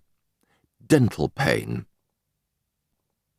Professor Dr. Moritz Maria von Eaglefeld had excellent teeth. As a boy, he'd been taken to the dentist every year, but treatment had rarely been necessary, and the dentist had dismissed him. "Only come if you have toothache," he said to von Eaglefeld. "These teeth of yours will last you your life." Von Eaglefeld followed this questionable advice and never thought thereafter of consulting a dentist. Then, shortly after his return from the French Philological Forum in Lyon, he felt a sudden, gnawing pain at the back of his lower jaw. He looked at his mouth in a mirror, but saw nothing other than a gleaming row of apparently healthy teeth. There were no mouth ulcers, and there was no swelling, but the pain made him feel as if a long, heated needle was being driven into his bone. He put up with it for a full morning, and then, after lunch, when it seemed as if his mouth would explode in searing agony, he walked to a dental studio which he'd noticed round the corner from the Institute. A receptionist met him and took his history with compassion. "You're obviously in great pain," she said. "Dr. von Brautheim will take you next. She will finish with her patient in a few minutes." Von Eaglefeld sat down in the reception room and picked up the first magazine he saw on the table before him. He paged through it, noticing the pictures of food and clothes. How strange, he thought. What sort of Zeitschrift is this? Do people really read about these matters? He turned a page and began to read something called the Timely Help column. Readers wrote in and asked advice over their problems. Von Eaglefeld's eyes opened wide. Did people discuss such things in open print? How could anybody talk about things like that? He read a letter from a woman in Hamburg, which quite took his breath away. Why did she marry him in the first place, if she knew that was what he was like? Such men should be in prison, thought von Eaglefeld, although that was not what the reader's adviser suggested. She said that the woman should try to talk to her husband and persuade him to change his ways. Well, thought von Eaglefeld, if I wrote that column, I would give very different advice. In fact, I should pass such letters over to the police without delay. The door of the surgery opened, and a miserable-looking man walked out. He put on his coat, massaged his jaw, and nodded to the receptionist. Then von Eaglefeld was invited in, and found himself sitting in the dental chair of Dr. Lisbetta von Brautheim. It was a new experience for him. The only dentist he had ever consulted had been a man, but there was nothing wrong with a woman dentist, he thought. In fact, she was likely to be much more sympathetic and gentle than a man. Dr. von Brautheim was a petite woman in her mid-30s.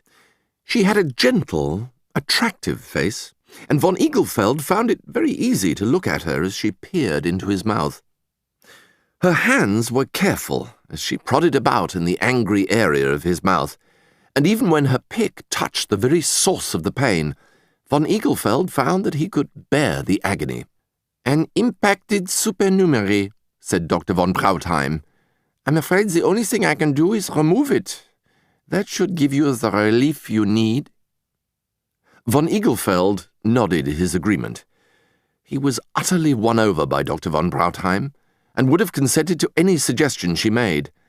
He opened his mouth again, felt the prick of the anesthetic needle, and then a marvellous feeling of relief flooded over him. Dr. von Brautheim worked quickly and efficiently, and within minutes the offending tooth was laid on a tray and the gap had been plugged with dressing. "That is all, Professor Dr. von Eaglefeld," she said quietly, as her instruments were whisked away into the sterilizer. "You should come back and see me the day after tomorrow, and we shall see how things have settled down." Von Eaglefeld arose from the couch and smiled at his saviour. "The pain has gone," he said. "I thought it would kill me, but now it has gone." "Those teeth can be quite nasty when they impact," said Dr. von Brautheim, "but otherwise your mouth looks very healthy." Von Eaglefeld beamed with pleasure. To receive such a compliment from the attractive Dr. von Brautheim gave him a considerable thrill, and as he walked down the stairs, he reflected on his good fortune in being able to see her again so soon. He would bring her a present to thank her for her help, a bunch of flowers, perhaps. Was she married, he wondered. What a marvellous wife she would make for somebody. There was no more pain that night, nor the next morning. Von Eaglefeld dutifully swallowed the pills which Dr. von Brautheim had given him, and at the Institute that day he regaled everybody with the story of the remarkable cure which had been effected. The others then told their own dental stories. The librarian related how his elderly aunt had lost several teeth some years before, but was now, happily, fully recovered. The deputy librarian had an entire row of fillings, following upon a childhood indulged with sweets, and the administrative director revealed that he had, in fact, no teeth at all, but found his false teeth very comfortable indeed. That afternoon, von Eaglefeld sat in his room, the proofs of the next issue of the Zeitschrift on his desk before him. He was wrestling with a particularly difficult paper, and was finding it almost impossible to edit in the way in which he felt it needed to be edited. Spanish loanwords, wrote the author, appear to be profuse in Brazilian dialects, particularly those used by rivermen. But are they really loanwords, or are they Brazilian misunderstandings of Portuguese originals? Von Eaglefeld looked up from the paper and stared out of his window. No matter how hard he tried to concentrate, his mind was distracted. What were these rivermen like? He tried to picture them. Tough-looking men, no doubt, with slouch hats. Characters from a Conrad story, perhaps. But the image faded, and his thoughts returned to the memory of his trip to the dental studio and of the sweet face of Dr. von Brautheim above him. What did she think of her patients and of their suffering? He imagined her as a ministering angel, gently bringing relief to those in pain. Von Eaglefeld recalled the touch of her hands and the delicious smell of the soap, a reassuring, almost nursery smell. To be looked after by such a being must be paradise indeed. Just imagine it. He got up from his desk and walked about his room. Why was it that he kept thinking of her when he should have been thinking of the Zeitschrift? This had only happened to him once or twice before, and he distrusted the feeling. It had happened once when he was 19, and he had met, for a mere afternoon, the daughter of his Uncle Ludwig's neighbour. She had been at the conservatory in Berlin, and had played her viola for him. He had seen her once or twice after that, and then she'd gone to America, and never come back. He imagined a crude fate for her in the United States, living in a characterless apartment block with urban ugliness all about, and a husband who growled and talked through his nose. Von Eaglefeld left his room and walked down the corridor to Unterholzer's small study. Unterholzer was in, leafing through his share of the Zeitschrift proofs, shaking his head disapprovingly. "These printers," he said to von Eaglefeld, "they must be illiterate. Here's a page with the diacritical marks all in the wrong place. They'll have to reset the whole thing." Von Eaglefeld nodded absent-mindedly. "I went to the dentist yesterday," he announced. "I was in great pain." Unterholzer looked up, concerned. "I'm sorry to hear that. Did he fix everything up?" "She," said von Eaglefeld, smiling. "It was a lady dentist, and she made everything much better." "Oh," said Unterholzer, his eyes returning to the proofs. "I'm happy to hear that you are no longer in pain." Von Eaglefeld crossed Unterholzer's room and looked disapprovingly out of the window. In contrast to the view from his own room, Unterholzer had a very unedifying view of the Institute car park. Perhaps it was good enough for him. Poor Unterholzer. "Yes," he said, "she was a very charming dentist indeed. Very charming. In fact, I certainly would not mind pursuing her acquaintance." "Is that so?" said Unterholzer, still looking at the proofs. "Perhaps I should go and have my teeth checked. Where is her studio?" "Just around the corner," said von Eaglefeld. "And it's a good idea to go to the dentist regularly, you know. When did you last go?" "About a year or two ago," said Unterholzer vaguely. Von Eaglefeld tut-tutted. "That's not frequently enough," he said. "Dr. von Brautheim recommends a visit once every 6 months." "Don't worry," said Unterholzer. "I'll make an appointment soon." Von Eaglefeld gave up. He'd hoped to be able to tell Unterholzer a little bit more about Dr. von Brautheim, but he was clearly not going to be at all receptive. That was the trouble with Unterholzer, he thought. He was too literal. He had very little imagination. On the appointed day, von Eaglefeld dressed with care for his visit to the dental studio. He put on the bright red tie he had bought in Rome, and he took especial care in choosing his shirt. Then, with at least half an hour in hand, he made his way to the dental studio, carrying with him the present he'd decided to give Dr. von Brautheim. It was not a present which he usually gave to people, as it was not at all inexpensive. But Dr. von Brautheim was different, and he had carefully wrapped it in soft purple paper he had acquired from a gift shop near his house. He intended to do more than give her a present, though. He had decided that he would inquire discreetly of the receptionist whether her employer was single, and if that was the case, oh, bliss. Then he would ask her to join him for lunch some weekend.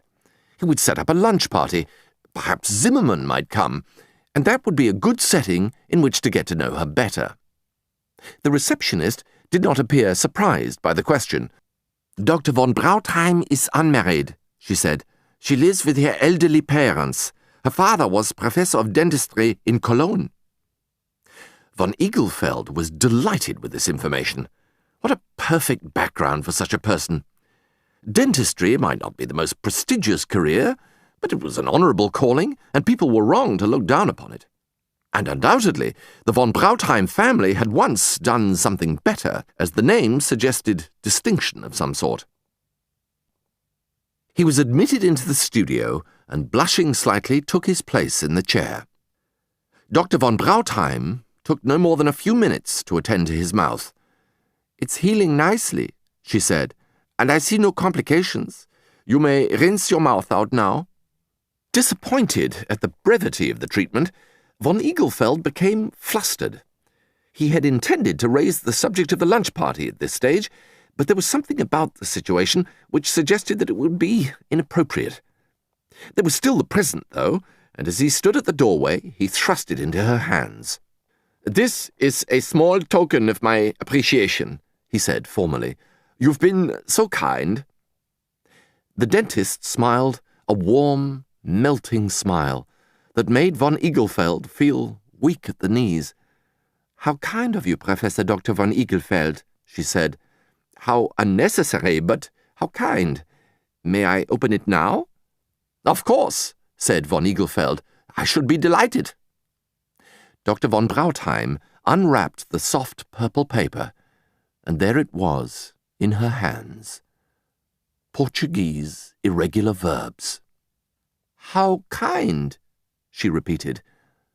"Such a large book, too."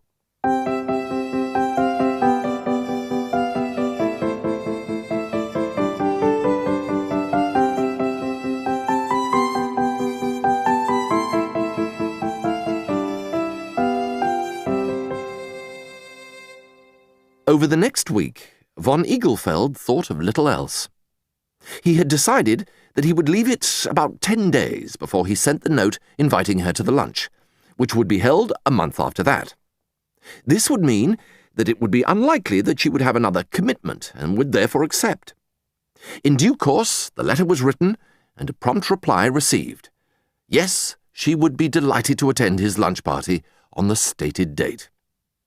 Meanwhile, Unterholzer announced that he had himself consulted Dr. von Brautheim, who had suggested 2 fillings and a new crown. He was delighted with her treatment and told von Eaglefeld that for the first time in his life he found himself looking forward to being in the dentist's chair. Von Eaglefeld found this rather presumptuous, but said nothing. A few days before the lunch party was due to take place, von Eaglefeld decided that he could properly call on Dr. von Brautheim again to give her directions as to how to reach his house. It was not, strictly speaking, necessary, as she would undoubtedly have a map of the town, but it would give him an opportunity to see her again. He made his way up to the dental studio, his heart hammering with excitement. The receptionist greeted him warmly and asked him whether he was experiencing further trouble with his teeth. Von Eaglefeld explained his mission, and was disappointed when the receptionist told him that it was Dr. von Brautheim's afternoon off, and that she would not be in until tomorrow. "You may leave her a note, though," she said. Von Eaglefeld glanced towards the studio, the door of which was open. There was the drill apparatus, the couch, the chest of instruments, and there, on the floor beside the chair, was Portuguese irregular verbs. For a moment, he said nothing. Then a wave of emotion flooded through him. She was reading his book in between patients. What a marvellous, wonderful thing. "That book," he said to the receptionist, "is Dr. von Brautheim reading it at present?" The receptionist glanced in the direction of the studio and smiled. "That? Oh, no. You know that Dr. von Brautheim isn't very tall, and she's found that standing on that book brings her up to just the right height for when the chair's reclined." Von Eaglefeld left a brief note, confirming the time and place of the lunch. Then he went out into the street, his mind in turmoil. No, he should not take offence, he told himself. It was quite touching, really. It was unfair to expect everybody to be interested in philology, and at least she'd found a use for the book. Perhaps she even used it because it reminded her of him. Yes, that was it. If he looked at it that way, then the ignominious fate of Portuguese irregular verbs was nothing to worry over. He made his way into the Institute and settled down to the work that had piled up over the last few weeks of distraction. There was a great deal to do, and when 6 o'clock came, he'd made little impression on it. Most of the staff of the Institute had left, and von Eaglefeld was surprised when Unterholzer knocked at his door. "What's keeping you in, Unterholzer?" von Eaglefeld asked. Unterholzer stood in the doorway, beaming with pleasure. "I'm in because I've been out," he said. I took the afternoon off, and now I've come in to do what I wanted to do during the afternoon." "Oh, yes," said von Eaglefeld, with a distinct lack of interest. "And what did you do?" Unterholzer stepped forward into the room. "I went out," he began, halting in his excitement. "I went out with my new fiancée. We went to buy a ring." Von Eaglefeld dropped his pen in amazement. "Your new fiancée?" he exclaimed. "Unterholzer, what dramatic news! Who is she?" "My dentist," crowed Unterholzer. "The delightful Dr. von Brautheim. I have been seeing her regularly, and we have fallen in love with one another. At lunchtime, she agreed to become my wife. I shall be calling on her father tomorrow. Do you know that he had the chair of dentistry in Cologne?" Von Eaglefeld stayed in the institute until 11:30, alone with his papers. Then he walked home, following his usual route, reflecting on the sadnesses of life. Visions unrealized, love unfulfilled, dental pain.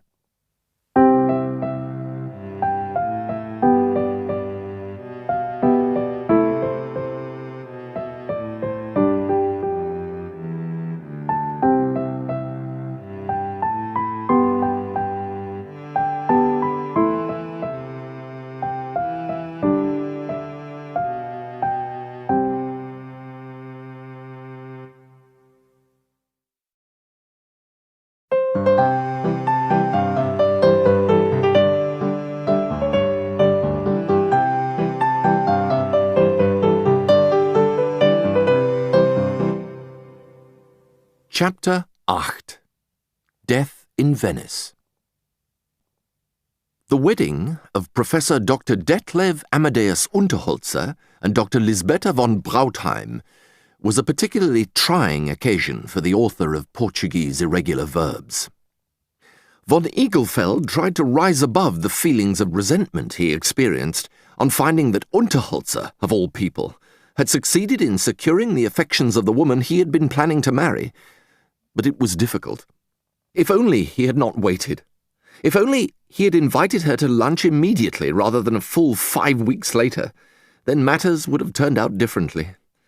And of course, if he had not been so foolish as to recommend that Unterholzer have his teeth seen to, then the couple would never have met, and it would have been him rather than Unterholzer standing beside Lisbeta at the altar. Such thoughts, of course, led nowhere. Von Eaglefeld put on as brave a face as he could and tried to show pleasure in the evident happiness of the bride and groom.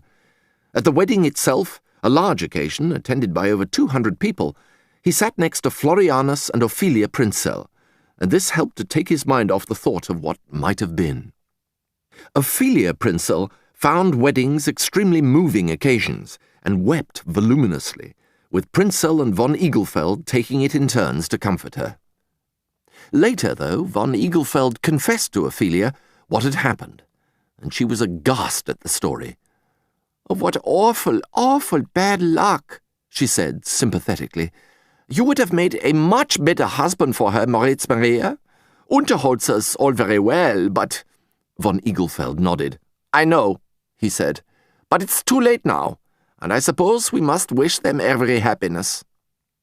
Ophelia Prinzell agreed that this was the charitable thing to do, but she was secretly thinking of what it would be like to share a bed with Unterholzer, and the notion did not appeal. In fact, she closed her eyes and shuddered. "However," she said, "there's no point in thinking of what might have been. The important thing is, how do you feel?" For a moment, von Eaglefeld said nothing. Then he turned to her and said, "Terrible. I feel all washed up and finished. I feel as if there's no point to life anymore, even to my work. What's the use? Where does it all lead?" Ophelia laid a comforting hand on his shoulder. "You need to get away," she said. "You must come with us to Venice, mustn't he, Florianus?" Prinzell quickly agreed with his wife. "We're going to go in 2 months' time. We shall spend a month there in September, when the worst of the crowds have gone. You'd be very welcome, you know." Von Eaglefeld thought for a moment. He usually went to Switzerland in the late summer, But it was a good 3 years since he'd been to Venice, and perhaps it was just what he needed. In Switzerland, he always walked and climbed. It was really no holiday, whereas in Venice he could take things very easily, read, and enjoy good Italian meals. Yes, it was an excellent idea altogether. The Prinzels travelled down to Venice first, motoring in a leisurely way through the hills of Austria. Von Eaglefeld followed by train, and when his carriage eventually drew into Venice station, there was Prinzel to meet him. They boarded a vaporetto, and were soon heading out across the lagoon, through that waterscape of legend, past the proud liners at anchor, past the tether posts, past the cypress-crowned islands. Von Eaglefeld watched as the city retreated and the Lido drew near, and then they were ashore, and a liveried porter of the Grand Hotel des Bains was struggling with the von Eaglefeld cabin trunks, the very same trunks which his grandfather had himself brought to the beguiling city. Established in his room overlooking the hotel gardens and the beach, von Eaglefeld changed out of his suit and donned a white linen jacket and lightweight trousers. Then, with his Panama hat in hand, he made his way down to the main terrace where Prinzel and Ophelia were waiting for him. They sat and drank lemon tea, chatting for over an hour, and then von Eaglefeld returned to his room for a siesta. He was already beginning to feel relaxed, and he knew that Ophelia's advice had been sound. How pointless in such surroundings to worry about lost chances and the petty irritations of life. Here all that mattered was art and beauty. He slept deeply, awaking shortly after 6 o'clock. Drawing his curtains, he noticed that the sun was setting over the city, a great red ball sinking behind the distant domes, setting fire to the pale blue water. He stood for a few minutes, quite entranced, and then he left his room and went down to the terrace again. They'd all agreed to meet for dinner at 8, and until then von Eaglefeld sat on the terrace reading the copy of I Promessi Sposi, which he had extracted from one of his cabin trunks. It was a perfect evening, and the hours before dinner went rather too quickly for von Eaglefeld. He could have sat there forever, he thought, looking at his fellow guests and the bobbing lights upon the sea. They dined in the main dining room. Ophelia chose all the courses, and every one of them was approved of by von Eaglefeld. The conversation was light and entertaining. Neither Unterholzer nor Dr. von Brautheim was mentioned once, although the occasional painful memory momentarily crossed von Eaglefeld's mind. After dinner, they returned to the terrace to drink small cups of strong, scalding coffee. "This is perfect," said von Eaglefeld. "I could stay here indefinitely, I'm sure." Prinzel laughed. "You think you could," he said. "But remember, we are only visitors. The reality of Venice might be rather different when one's exposed to it all the time. This city has other moods, remember." "Oh?" said von Eaglefeld. "What do you mean by that?" Prinzel paused before answering. "It's corrupt. Some say that it's dying. Can't you smell it? The decay?" Von Eaglefeld thought about this for some time, and later on, in the small hours of the morning, he was troubled by a dreadful nightmare. He was alone in a small Venetian street, a street that appeared to lead nowhere. At every corner there were mocking figures wearing elaborate Venetian masks, laughing at him, ridiculing him. He sat up in bed and shivered. He'd left the window slightly open, and a breeze was moving the curtains. He turned on a light, looked at his watch, and took a long draught of mineral water. What was wrong? Why had Prinzel said that Venice was dying? What had he meant?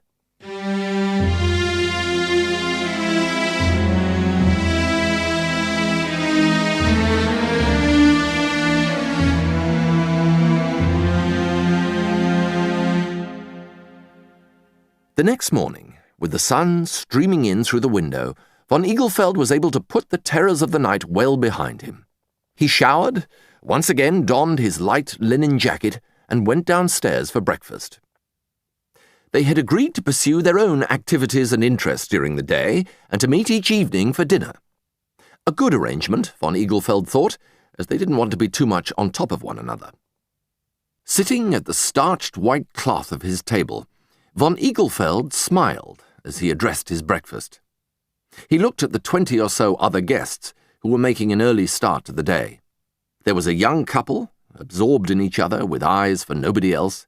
There was an elderly woman with purple rinsed hair, American, thought von Eaglefeld, and lonely. There was a clergyman of some sort, probably English, von Eaglefeld decided, and then there was a large family of mother, governess, and 4 children. Von Eaglefeld watched the family. They were elegantly and expensively dressed, 3 girls and a boy. The girls wore light blue dresses and ribbons in their hair, almost a family uniform, and the boy, who was about 15 or 16, wore a sailor suit. Von Eaglefeld's eye passed to the mother. What a beautiful woman she was, he thought. And she was so clearly used to admiration and respect as she sat with an air of almost palpable authority, speaking to each of her children in turn, occasionally saying something to the governess. Where is father? He wondered. Was he still working in some distant city, supporting this expensive family in luxury, or had something terrible happened to him? Certainly the mother did not look like a widow. She was vivacious and carefree, whereas widows, in von Eaglefeld's experience, Pace Franz Lehar, never were. Von Eaglefeld buttered a further roll and allowed honey to drip all over it. Then he took another sip of coffee and glanced over at the family's table again. As he did so, the boy turned his head and looked directly at him.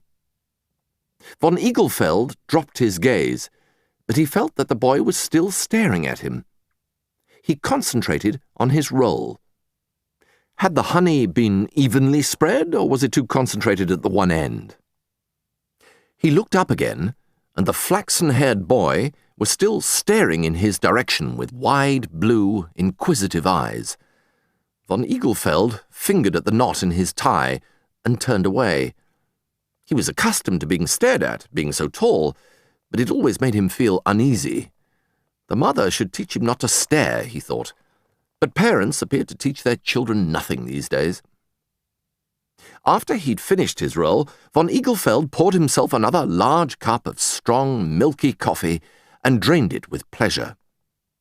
The family had arisen from the table now and was trooping out of the dining room. The boy was the last to go, and as he left, he turned and glanced at von Eaglefeld, tossing his hair back as he did so. Von Eaglefeld frowned and looked down at his tie. Was there something odd in his dress that made the boy look at him? Did his shoes match? Of course they did.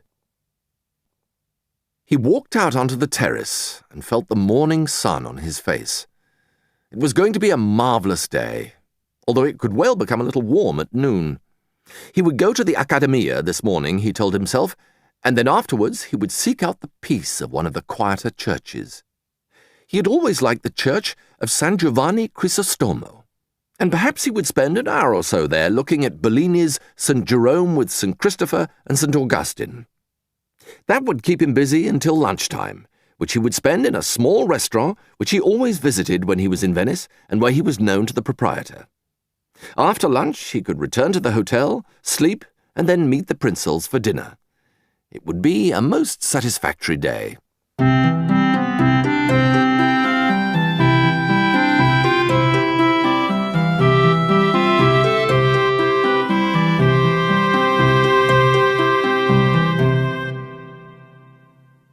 The Accademia was surprisingly quiet.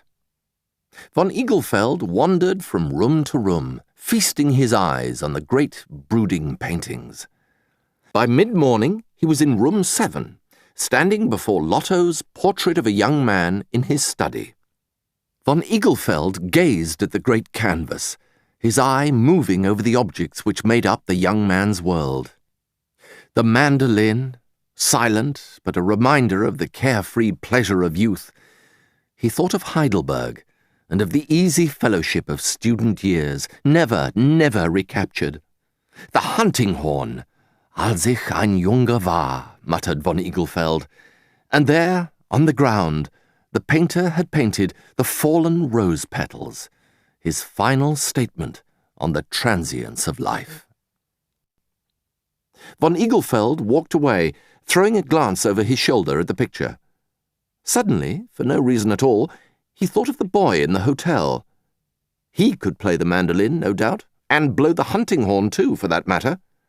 But would he come back 30, 40 years from now and look at this picture just as von Eaglefeld was now doing? Perhaps he would. In San Giovanni Crisostomo, von Eaglefeld was virtually by himself. He sat on a chair near a confessional, gazing up at the ceiling, letting the stress of the city drain out of his limbs. The sun filtered in through a high window, a dusty yellow shaft, the colour of butter. Von Eaglefeld closed his eyes and thought, "I'm in a house of God. But who is he? Where is he, this person he had always addressed as God, but who had never spoken back to him, ever?" He was not sure about the existence of God, but he'd always been convinced that if he did exist, he would be the God of Mediterranean Christianity, not the cold, hard God of the northern churches. But that, perhaps, was to draw too much comfort. He might even turn out to be the God of the quantum physicists, a final point implosion, or perhaps just a single particle, a tiny event. That would be terribly disappointing, if God were to prove to be an electron. He opened his eyes. A group had entered the church and was making its way across the nave. It was a family, and von Eaglefeld noticed with a sudden shock that it was the family from the hotel. He watched cautiously as the mother pointed towards the altar. One of the girls asked a question, and the mother handed her a guidebook. Then the boy in the sailor suit stepped forward and tapped at his mother's elbow. She listened to him for a moment and then laughed. Sulking, he moved away, walking towards von Eaglefeld.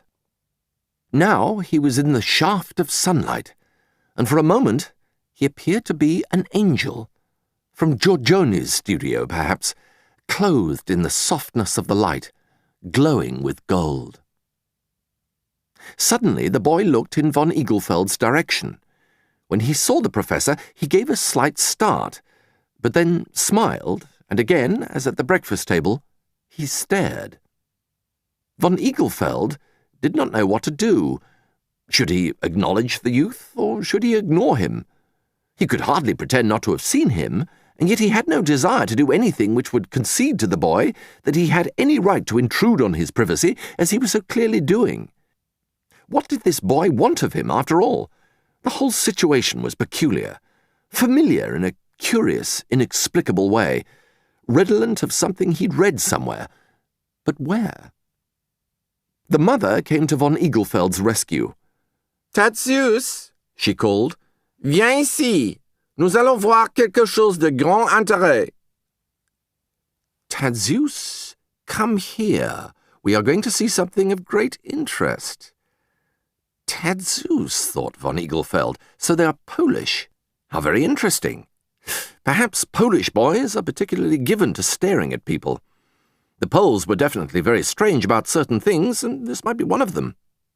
He rose to his feet and slipped out of the church before the boy could bother him any further.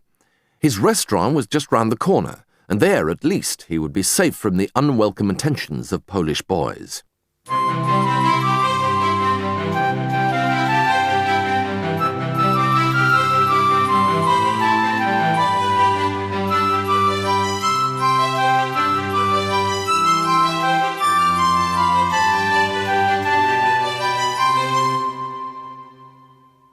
"Caro Dottore von Eaglefeld!" exclaimed the proprietor of the restaurant. "Here you are again. We turned our back for 2 or 3 years, and caspita, there you are again." He led von Eaglefeld to a table in a quiet corner and summoned a waiter. Von Eaglefeld felt a warm rush of satisfaction. He knew that to the proprietor he was no more than a client whose name had happened to lodge in the mind, but he felt as if he was amongst friends. A bottle of chilled wine from the hills was produced, and the proprietor filled a glass for himself as well as for von Eaglefeld. "We are so glad to see you," he said, raising his glass in toast. "There are fewer people coming these days. This summer there were virtually no Germans in Italy. It was terrible." No Germans? Von Eaglefeld was astonished at the hyperbole, but the proprietor seemed serious. "They're keeping away from Venice for some reason," he went on. "They say it is something to do with the sea." "Is there anything wrong with the sea?" Von Eaglefeld asked, thinking of the beach at the Grand Hotel des Bains. There'd been people on it, hadn't there? The proprietor shook his head vigorously. No, the sea is still there, the sea is fine. No, there is no reason for the Germans not to come." Von Eaglefeld was puzzled and would have continued the discussion, but the proprietor clearly wanted to change the subject, and he drew von Eaglefeld's attentions to certain items on the menu. "These are very good," he said enthusiastically, drawing attention to the scallops. "Scaloppini alla Marie Curie. I shall supervise their cooking personally. You will not be disappointed." After lunch, which lasted for over 2 hours, von Eaglefeld walked back slowly towards the landing stage where he could board a Vaporetto for the Lido. The back streets were quiet, and his footsteps rang out against the walls of the houses. Somewhere above him, in one of the windows, a woman was singing, a snatch of song, an aria that he'd heard before but could not quite place. He stopped and listened. The singing continued for a few minutes, and then it faded. Now a cat called somewhere in a doorway, and there was the sound of a lock being turned. Von Eaglefeld went on. At the end of the street, the pavement took a turn and ran for a few yards to a small bridge across the canal. As he reached this point, von Eaglefeld noticed 2 men clad in white crouching down beside the water. The men were unaware of his presence, and he watched them as they dipped a container of some sort into the canal. Then they took it up and decanted a small quantity of water into a bottle. One of the men shook his head, while the other wrote something in a notebook. Then they stood up and came face to face with von Eaglefeld. "Scusi," said one of the men, and the 2 then bustled off. Von Eaglefeld noticed that the white clothes were a uniform of some sort, and that one of them had a small 2-way radio with him, which crackled into life as they walked away. He paused, standing at the edge of the canal, and looked down into the water. It was green and murky, and if one fell in, he thought, well, what then? He remembered reading about a film producer in Rome who'd fallen off a houseboat into the Tiber, and who had died the next day from swallowing water. Would that happen in Venice? Was the whole city surrounded by poison? And then what was it that the proprietor of the restaurant had said about the sea? Was that poisonous too? He walked on, but the image of the 2 men in white stayed in his mind, and he resolved to ask the manager of the hotel all about it if he had the opportunity that evening. Then he could warn the Prinzels about swimming, if need be.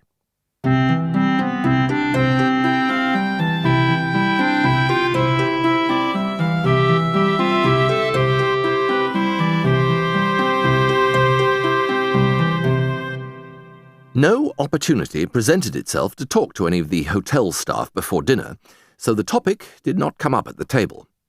The Prinzels had had an exhausting day, with a trip to Murano and several circumnavigations of the city on Vaporetti. Ophelia had insisted upon a gondola ride, which Prinzell had eventually agreed to, but it had not been a success, as the gondolier had apparently deliberately splashed Prinzell with water, or so Prinzell alleged. "Did it get in your mouth?" von Eaglefeld asked anxiously, but Prinzell assured him that it had merely covered his jacket. "But why do you think it was deliberate?" von Eaglefeld asked. Prinzell's reply came quickly. "Because he said to me, 'Why are you Germans so scared of the water these days?' And then, before I had the chance to ask him what he meant, he splashed me. It was deliberate, all right."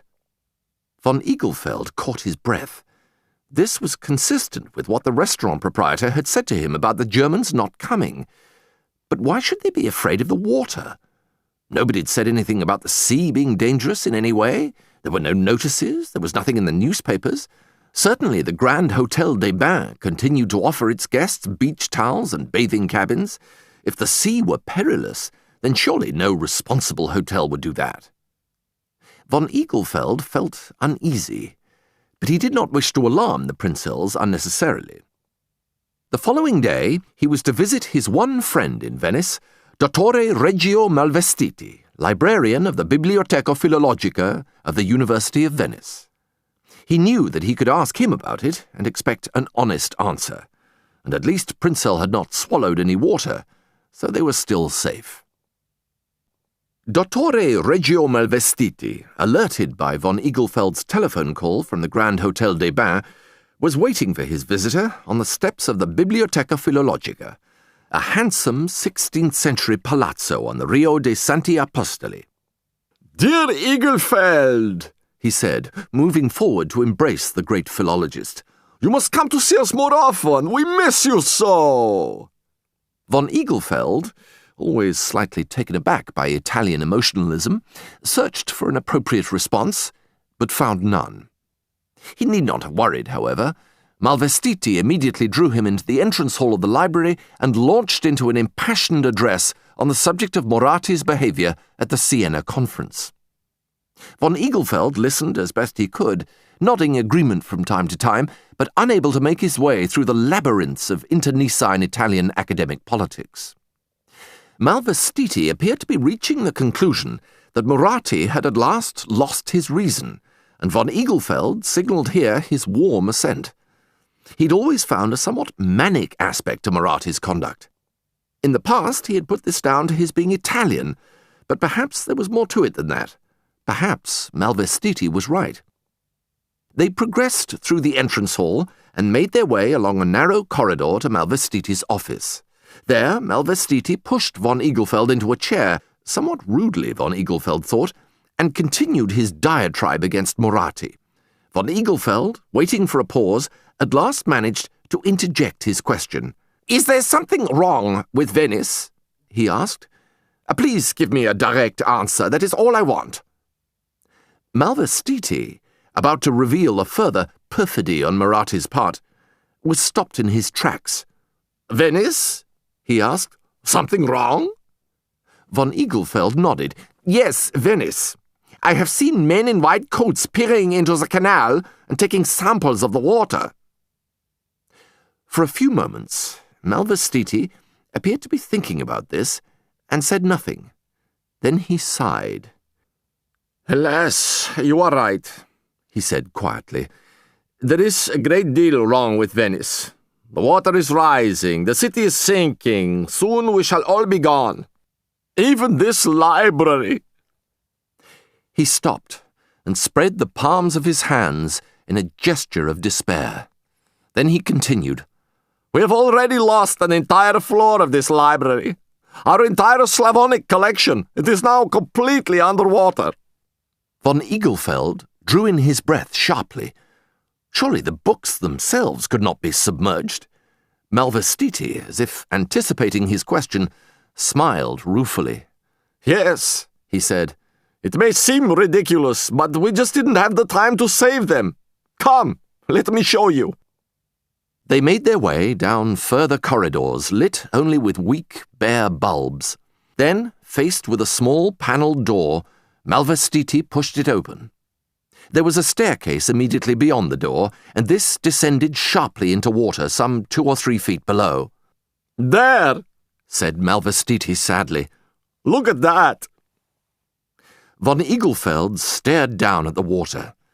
Malvestiti had taken a torch from the wall and was shining it onto the surface of the water, just below which he could make out the beginnings of a bookshelf and the spines of books. "I can hardly believe it," he said. "Were you unable to do anything to save the books?" Malvestiti looked down at the water, as if willing it to retreat. "It happened without our realizing it," he said. "Very few people ask for those books, and months, even years can go by with nobody going downstairs. Then suddenly an archimandrite working in the library asked for a work on Church Slavonic, and there we were. Now, if you see the marked SA on the book's catalog card, you know it means that it is sub aqua." It is very sad." That evening, von Eaglefeld sat on the terrace of the Grand Hotel des Bains in sombre mood. His mind was on his meeting with Malvestiti, normally such a warm occasion. This year, an encounter which left him filled with nothing but feelings of foreboding. He had realized that his friend had not, in fact, provided the answers to the real question which he had asked. Everybody knew that Venice was sinking. That was not the point. The real question was, what was wrong with the water? He gazed out at the sea, now becoming dark with the setting of the sun. It looked so beautiful, so maternal, and yet there must be something very wrong with it. Von Eaglefeld sipped on his drink, a cold glass of beer, noticing with satisfaction that the label on the bottle said, "Brewed in Belgium." That must be safe. There was nothing threatening about Belgium. Ineffably dull, perhaps, but not threatening. Taking a further sip of his beer, von Eaglefeld glanced down the terrace. There was hardly a soul about yet, although the terrace would fill up as the evening wore on. People were in their rooms now, showering or bathing, preparing for the civilized delights of the Venetian evening. In a short while, the Prinzels would appear, and they would discuss the events of the day. The prospect made von Eaglefeld feel considerably more cheerful. Ophelia, in particular, could always be counted upon to raise the dullest of spirits. He looked at the tubs of bright flowers perched on the parapet. How good the Italians were with colours, how bold the reds, how deep the purples, and what was that? Somebody had left something on one of the chairs near the parapet. It looked rather like a camera. Von Eaglefeld looked about to see if there was a waiter whose attention could be drawn to the lost item, but nobody was there. So he got up, strode across to the chair, and lifted up the small instrument. It was a very curious camera, he thought, and very heavy. The weight made him suspicious, and so his examination continued further. He thought perhaps it was a light meter, as there was a dial across the face of the instrument, and a small handpiece that was presumably pointed in the direction of the light source. But then he saw it, neatly printed beneath the dial. Geiger counter, made in Switzerland. For a moment, von Eaglefeld stood quite still, his thoughts in turmoil. He was no scientist, but he was well enough informed to know Geiger counters were designed to measure radiation. Who could have left it there? And why? He remembered seeing men in white coats around the hotel just before he came out on the terrace. He had assumed that they were collecting samples of water. But was this what they were doing? The thought appalled him. Von Eaglefeld returned to his table, cradling the Geiger counter in his arms, as if it might explode if he dropped it. He saw that there was an on-off switch, and with his heart thumping wildly within him, he turned the switch to the on position. Nothing happened. A light glowed behind the dial, but the needle stayed quite still. He picked up the handpiece and pointed it down at the ground. Nothing. Then he moved it towards his shoes, and for a moment the needle gave a slight twitch, and von Eaglefeld thought he heard a click. But the needle went back, and he breathed again. Then, hardly daring to look, he moved the handpiece up over his trouser legs and towards his stomach. Nothing. Nothing except the wild thumping of the heart. Further up, over the breast, face, hair, nothing. Von Eaglefeld put down the instrument and heaved a sigh of relief. It was ridiculous, he thought. He was imagining the whole thing. People used Geiger counters for all sorts of purposes, he thought, such as... He stopped. Was there any other reason to have a Geiger counter?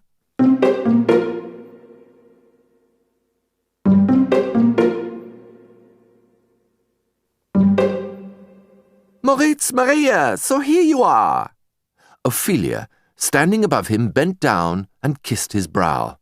Well, said Prinzel from behind her, what sort of day have you had? Von Eaglefeld smiled as his guest sat down, Ophelia opposite him, Prinzel right next to him, and as Prinzel sat down, the Geiger counter beside him emitted a loud clicking sound. "What was that?" asked Prinzel. "Did you want to say something?" Von Eaglefeld was too shocked to speak. Mutely, he pointed at the Geiger counter. "What's that?" asked Prinzel. "Is that some sort of radio?" "A Geiger counter," von Eaglefeld stuttered. "Ah," said Prinzel. "How useful. Let me test myself."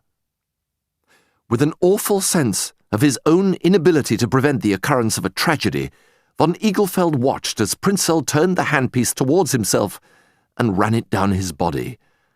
Once again the instrument clicked, and the needle jerked on the dial.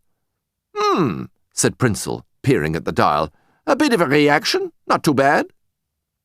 Von Eaglefeld gasped. "You mean—" "Yes," said Prinzel calmly. "I seem to have picked something up. Probably something I ate." Von Eaglefeld protested lamely. "But that's awful," he said.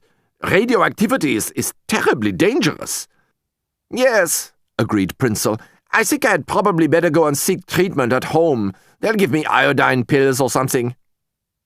He looked across the table at Ophelia, who was smiling benignly. She clearly knew little about radioactivity. "I shan't be upset to be going home early," she said. "Venice is still so hot." For von Eaglefeld, an early departure could not be early enough. He'd found out what was wrong with the city, and he was horrified. It was worse than plague. It was worse than cholera. It was almost too awful to contemplate. They finished their drinks quietly, and then processed into the great dining hall. Von Eaglefeld took the Geiger counter with him, determined to run it over each course before they ate it. This he did, discreetly, hoping not to attract the attention of the waiters. The pâté was quite all right, as was the salad, but the fish sent the needle shooting to the top of the scale, and it was dispatched back to the kitchen with no explanation. Then the band struck up, playing one of those infectiously gay Italian country tunes. Couples began to dance, and Prinzel and Ophelia, with von Eaglefeld's blessing, left the table and were soon out on the dance floor. Von Eaglefeld stayed where he was, and was sitting with the Geiger counter on his lap, as the Polish boy, in a fresh white sailor suit, glowing with health, walked slowly past him, and threw him a glance as he did so. Von Eaglefeld's puzzled irritation was matched only by his surprise. As the boy walked past, the Geiger counter clicked hysterically, and the needle shot up to the very reddest part of the scale. Von Eaglefeld's mouth opened in an astonishment that was quickly followed by dismay. He must have been swimming. That was it. Oh, poor youth. He looked about him. The boy had now joined his mother and sisters at their table, and their meal was being ordered. Oh, what tragedy, thought von Eaglefeld, and so young, too. It was as if the very floor of the Grand Hotel des Bains was littered with fallen rose petals and abandoned mandolins. For a few minutes, he wrestled with conflicting emotions. He assumed that there was nothing he could really do at this stage to help the unfortunate youth. It was none of his business, really. Or was it? Was he his neighbour's keeper, even when his neighbour was a rather strange Polish boy who kept looking at him in a disconcerting fashion? Yes, he was, he decided. He must warn the mother. That's what he must do. Von Eaglefeld arose from his table, straightened his tie, and walked over to the Polish family's table. As he approached, the mother raised her eyes and smiled at him. "Excusez-moi, madame," said von Eaglefeld. "Permettez-moi de vous dire que votre fils, votre très agréable Tadzius, est devenu un peu radioactif."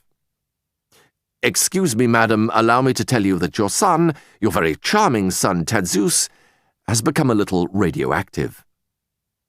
The mother listened and inclined her head gravely at the information. "Merci, monsieur," she said after a short pause.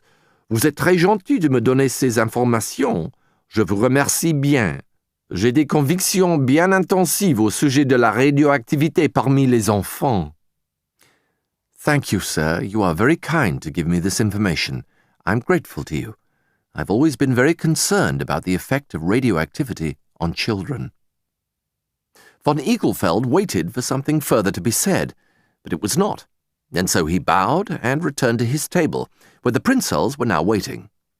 They passed the Geiger counter over their coffee to negative results, and enjoyed the rest of the evening as one might enjoy an evening which was to be one's last in Venice ever. It might have been a melancholy departure the next day, but as they made their farewells to the manager, who expressed great regret on their premature departure, a telegram arrived addressed to von Eaglefeld. He opened it with all the sense of foreboding with which one opens telegrams when away from home, but his face lit up as he read the message. "Medal awarded by Portuguese government," the telegram ran. "Quite delighted. Best wishes, Unterholzer." Von Eaglefeld thrust the telegram into Ophelia's hands and turned to Prinzel. "Prinzel," he said, the dignity in his voice overlaying the emotion, "I have been honored by the Portuguese government. At last." They left in the hotel's motor launch, riding over the lagoon to the fatal, exquisite dune city, and then on to the mainland. Thereafter they made their way slowly through the mountains and into Austria. Throughout the journey, von Eaglefeld was in a state of complete euphoria. What would his medal look like? By whom would it be awarded? And what would be said at the ceremony? There were so many questions to be answered. Then, as they passed through a tiny village with a minute whitewashed church, Prinzel suddenly turned round and made an observation. "That telegram," he said. "It's just occurred to me that Unterholzer didn't say they'd awarded the medal to you. The wording suggests that it was really to him." "What do you mean?" said von Eaglefeld angrily. "He said quite clearly, medal awarded by Portuguese government. Quite delighted." He broke off, becoming silent. Could it be? They had passed out of the village now, and there was a long, steep mountain pass ahead. Von Eaglefeld sat in silence, unable to speak. "Oh," he thought, and then, "Oh," again. Why have I had such bad luck in this life? Why? All I want is love, and a tiny bit of recognition from the Portuguese, and I get neither. And soon it will be too late. Nobody will read my book anymore, and there will be nobody to remember me." He brought himself to order. There was no point in self-pity, which was something he invariably disliked in others. No, he would not allow himself to be discouraged. He had much to be proud of in this life, much for which he should be grateful. He was, after all, Professor Dr. Moritz Maria von Eaglefeld. That, on its own, would have been quite enough. But there was more. He was the author of Portuguese irregular verbs, and that was something that would forever be associated with his name. Just as when people thought of Thomas Mann, they thought of... Von Eaglefeld stopped. And then he laughed, which made Prinzel swerve the car slightly before he righted it, and they continued their journey back to Germany, where they belonged.